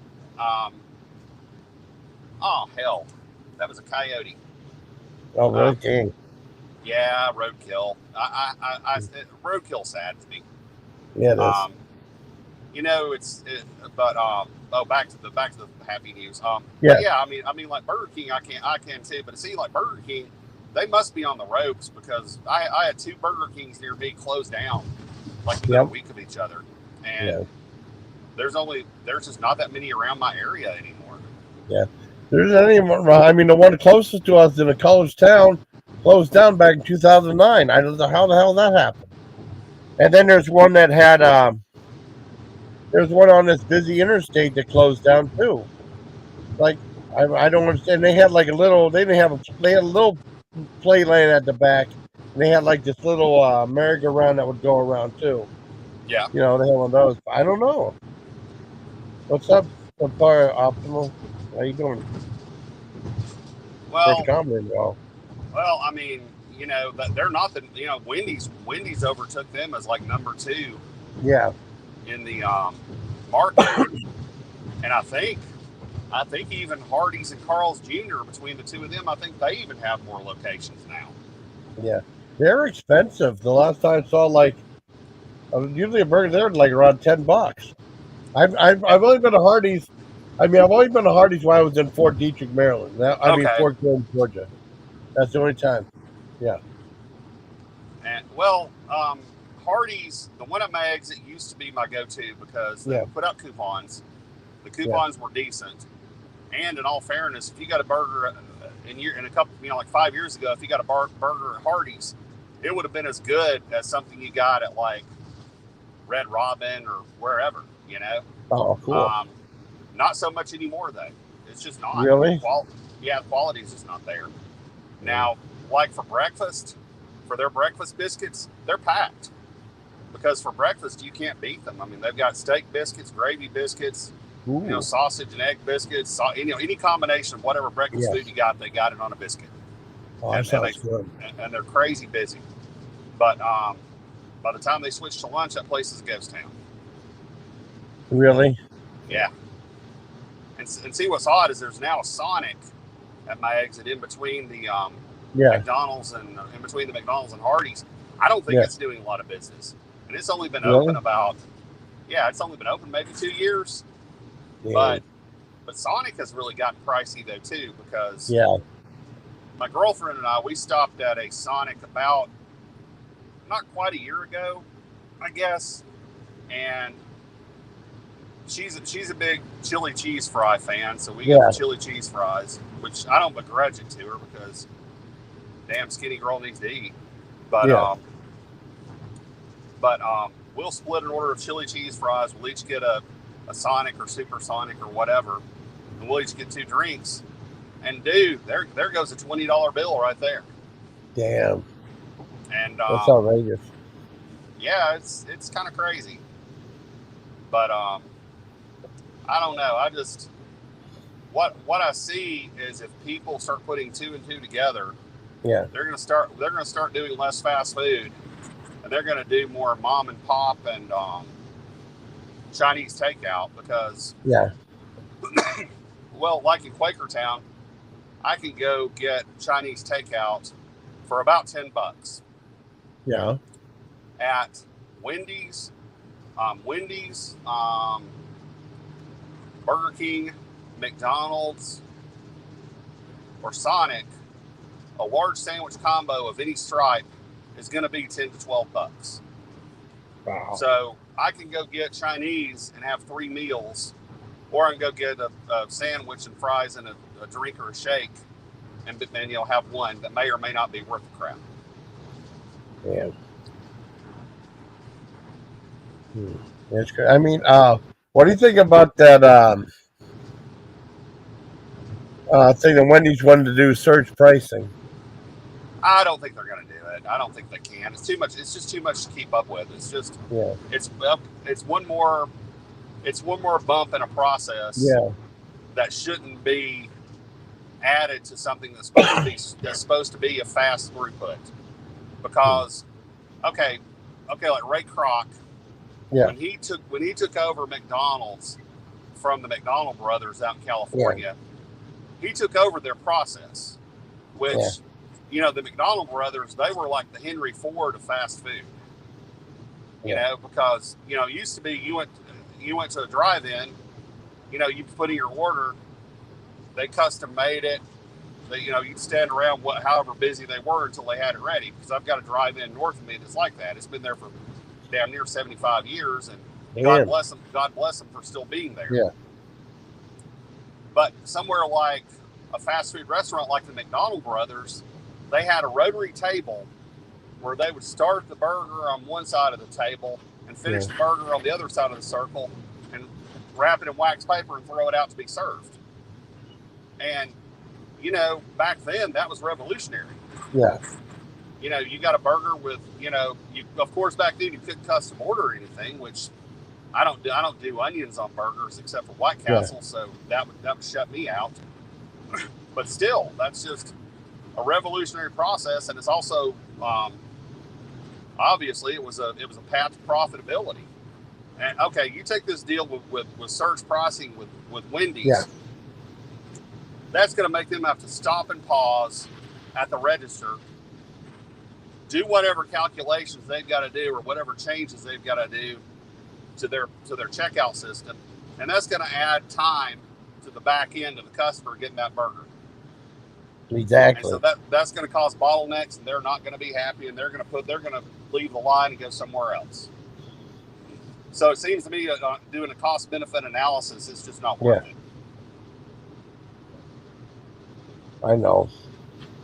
But Wendy's, I don't know. When you consider Wendy's was in bad shape, 7-8 years ago, I'm glad to see them bounce back in a strong way because I've always liked Wendy's. They've always been one of my go-tos. I miss the old days when they had the Super Bar. back when I was in high school athletics, man, Yeah. I was a frequent flyer on the Super Bar. Yeah. I mean, I miss stuff like that too, you know. Well, it's kind of funny because back when I was in university, I kept company with this girl for a while, about 2 months. We were basically holiday buddies, and she had never had a Crystal before. Crystal is kind of like White Castle in the South, very similar formula, except it's a steamed burger with it's got the little burger patty, the steamed onion, with one slice of pickle and a little smear of mustard on it instead of ketchup. You know, White Castle uses ketchup. Yeah. Well, she ate it, and she was kind of a foodie, and she was talking about it. She said, "Well, why is this so popular?" And I told her, I said, "This was what a hamburger was 100 years ago." Yeah. If you went to a diner, any city diner, or a hamburger, or like a little push cart, this is what you got with a hamburger. You might get like a slice of pickle, ketchup or mustard, and a little bit of onion, and they slapped it together and told you to have a nice day because you know you didn't have all these vegetables and all this cheese and all this stuff to put on it. Yeah.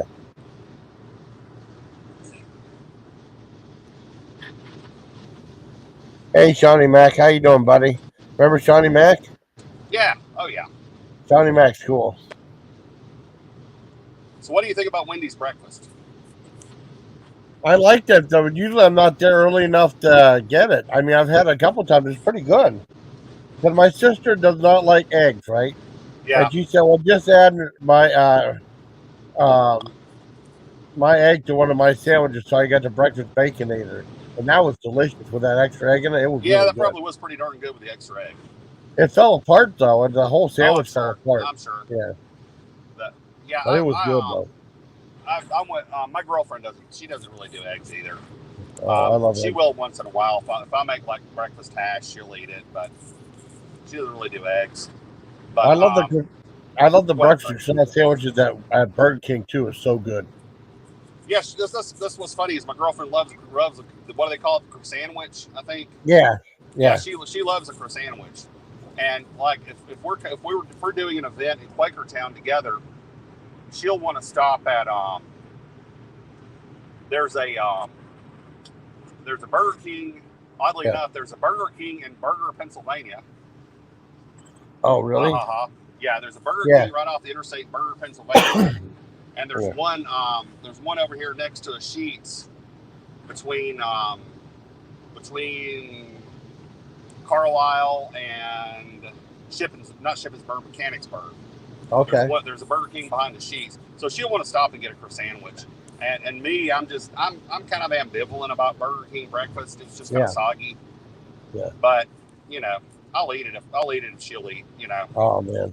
Well, I haven't had it a long time. We went to New York and one stop there. It was so good. It was so good. I loved it. It was fantastic. And I love the tater tots. I love the breakfast wedges. I love the hash browns at McDonald's too. They're all good. You know.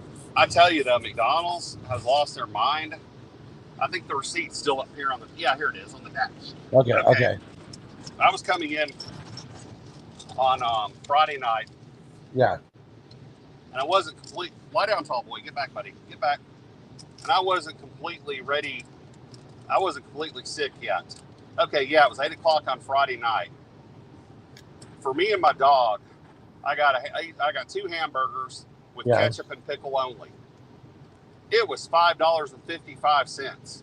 Oh my God! For a regular hamburger, that's outrageous. For 2 little bitty hamburgers. Yeah, that was crazy. Damn. That was. They used to be like. I remember it used to be 89 cents, and then our cheeseburger be at 99 cents. Yeah, exactly. I mean, but they used to be, even recently, they were $1. Yeah. But that's crazy. But anyway, regarding the McDonald's hash browns, you know, they've gone up. The hash brown as an a la carte menu item is like $3 now. At most McDonald's around here when I stop in Pennsylvania. They're like nearly $3, and you don't even get 2 patties anymore. You just get 1. So that's it's just insane. Oh, it is. It's crazy insane. But it's just everything is going through the roof, and really, and don't get me wrong, I understand McDonald's. It's not just one company; it's a million little companies, but each one's owned by a different franchisee, and I get it. You know, the franchisees have got to earn their money too. But when you have this, to me, it just seems like highway robbery. It is. With McDonald's, it just really seems like highway robbery to me. That that a plain Jane hamburger is what's that?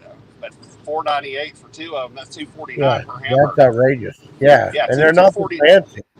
No, there's nothing to them. I mean, for somebody like you or I, it's like 3 bites at most. I know. I mean, it's like what I was like 2 pickles, maybe 2 pickles, a little bit of ketchup, a little bit of mustard, and a little bit of those minced onions. That's it. Yeah, that's it. That's all she wrote. That's it. It might be only 2. It might be just be 1 pickle too. I'm going to be generous and say 2 pickles. I think. I don't remember. I mean, I'm still hamburgers they have in the Happy Meal. You know. Yeah. Well, it's I don't know how McDonald's is doing in your area, but we've had a lot of them shut down in the Birmingham area over the past 7 or 8 years, really. And the McDonald's that used to be in the Walmarts, they're all gone now.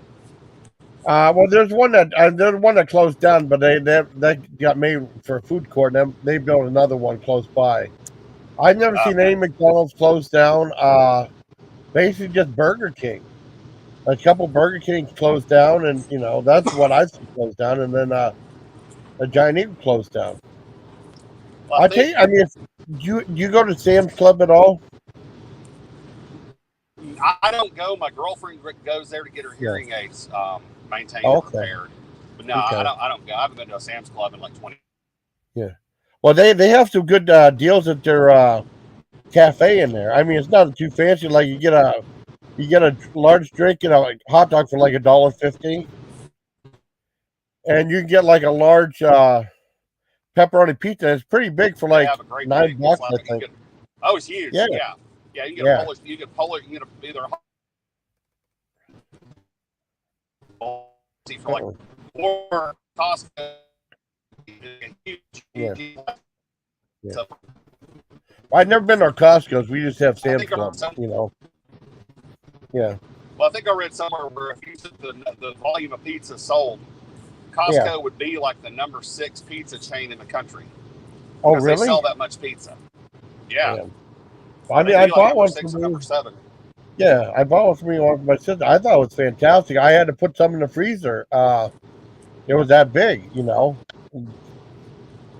Oh, but it was really usually, when the girlfriend and I, last time we went to Costco, which has been a while, it's been right after everybody kind of stopped being freaked out about COVID. We went and we split a hot, and it was enough for 2 of us. I mean, it really was. It was huge. But it's funny when you talk about closing restaurants. You look at the fact when we were young, Pizza Hut was the top dog in the pizza restaurants. They were. Yeah, they were. You couldn't touch Pizza Hut. They were everywhere. And even local to Birmingham, Pizza Hut set up their delivery operation by buying out a local pizza delivery restaurant. We had this pizza restaurant local to us about 35-36 years ago called Famous Ted's. Yeah. And they were incredible pizza. They were local to Birmingham, but you could get like a whole wheat crust pizza with spinach and mushrooms and all this other. It was really great. And my girlfriend at the time and I, we loved it. And we would have dates at her aunt's, and her aunt would order us Famous Ted's and leave us to have her date while she did her thing. But anyway, Pizza Hut bought them out lock, stock, barrel, and everything. And they set up a huge delivery operation where you would call one number wherever you were, and you would have pizza delivered from wherever you were in the city or the county. You called that one number, and they would send, and they'd take your order and send you a pizza. But like the Pizza Hut eat-in, crazy about a year ago or a year or 2 ago. Oh shit! Hey man, gotta run. Call, man. Okay. All Take care. All right. Hey. Yeah. Yes. You all right? Uh-oh. Hey, Rabun, right there. Okay, make sure he's doing okay.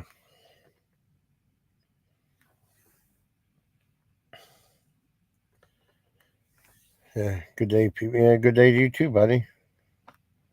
I like that the avatar of the eyeball right there.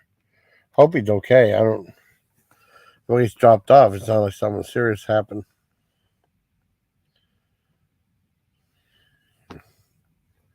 Hope he's all right. Deussolinvictus, my good buddy.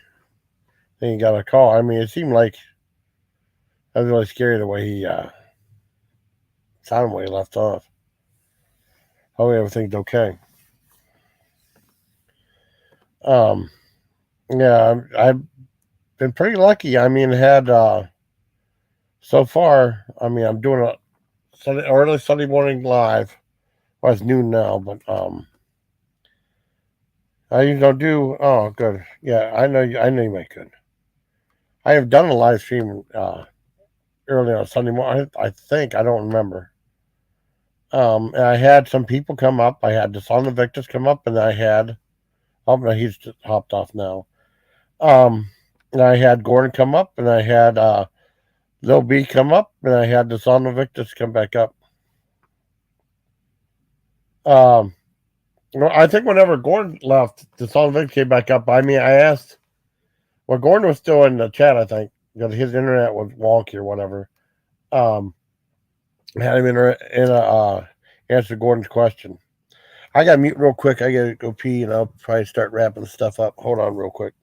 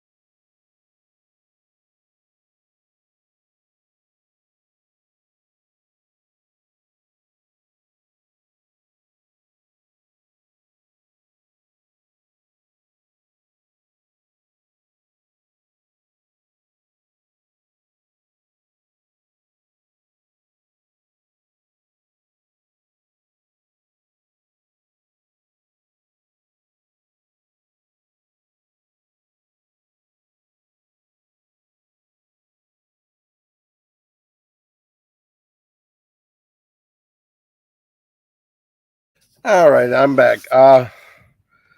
Yeah, pretty lively discussion. We covered a whole bunch of. People wonder what the topic is. A lot of times we just cover a whole bunch of. It's just talk, and I was able to have some of my friends come up. I said Deussolinvictus, and Gordon came up, new friend. Then Deussolinvictus had to step down, and Lil B came up, and then Gordon dropped down, and then Lil B and Deussolinvictus were up talking, and Deussolinvictus. We talked for a while. I mean, he had an emergency call, so he wasn't able to stay on. Well, we covered a wide range of stuff with police. Well, mostly food. He always goes back to that. Sometimes it all depends on the channel. Food, the police system.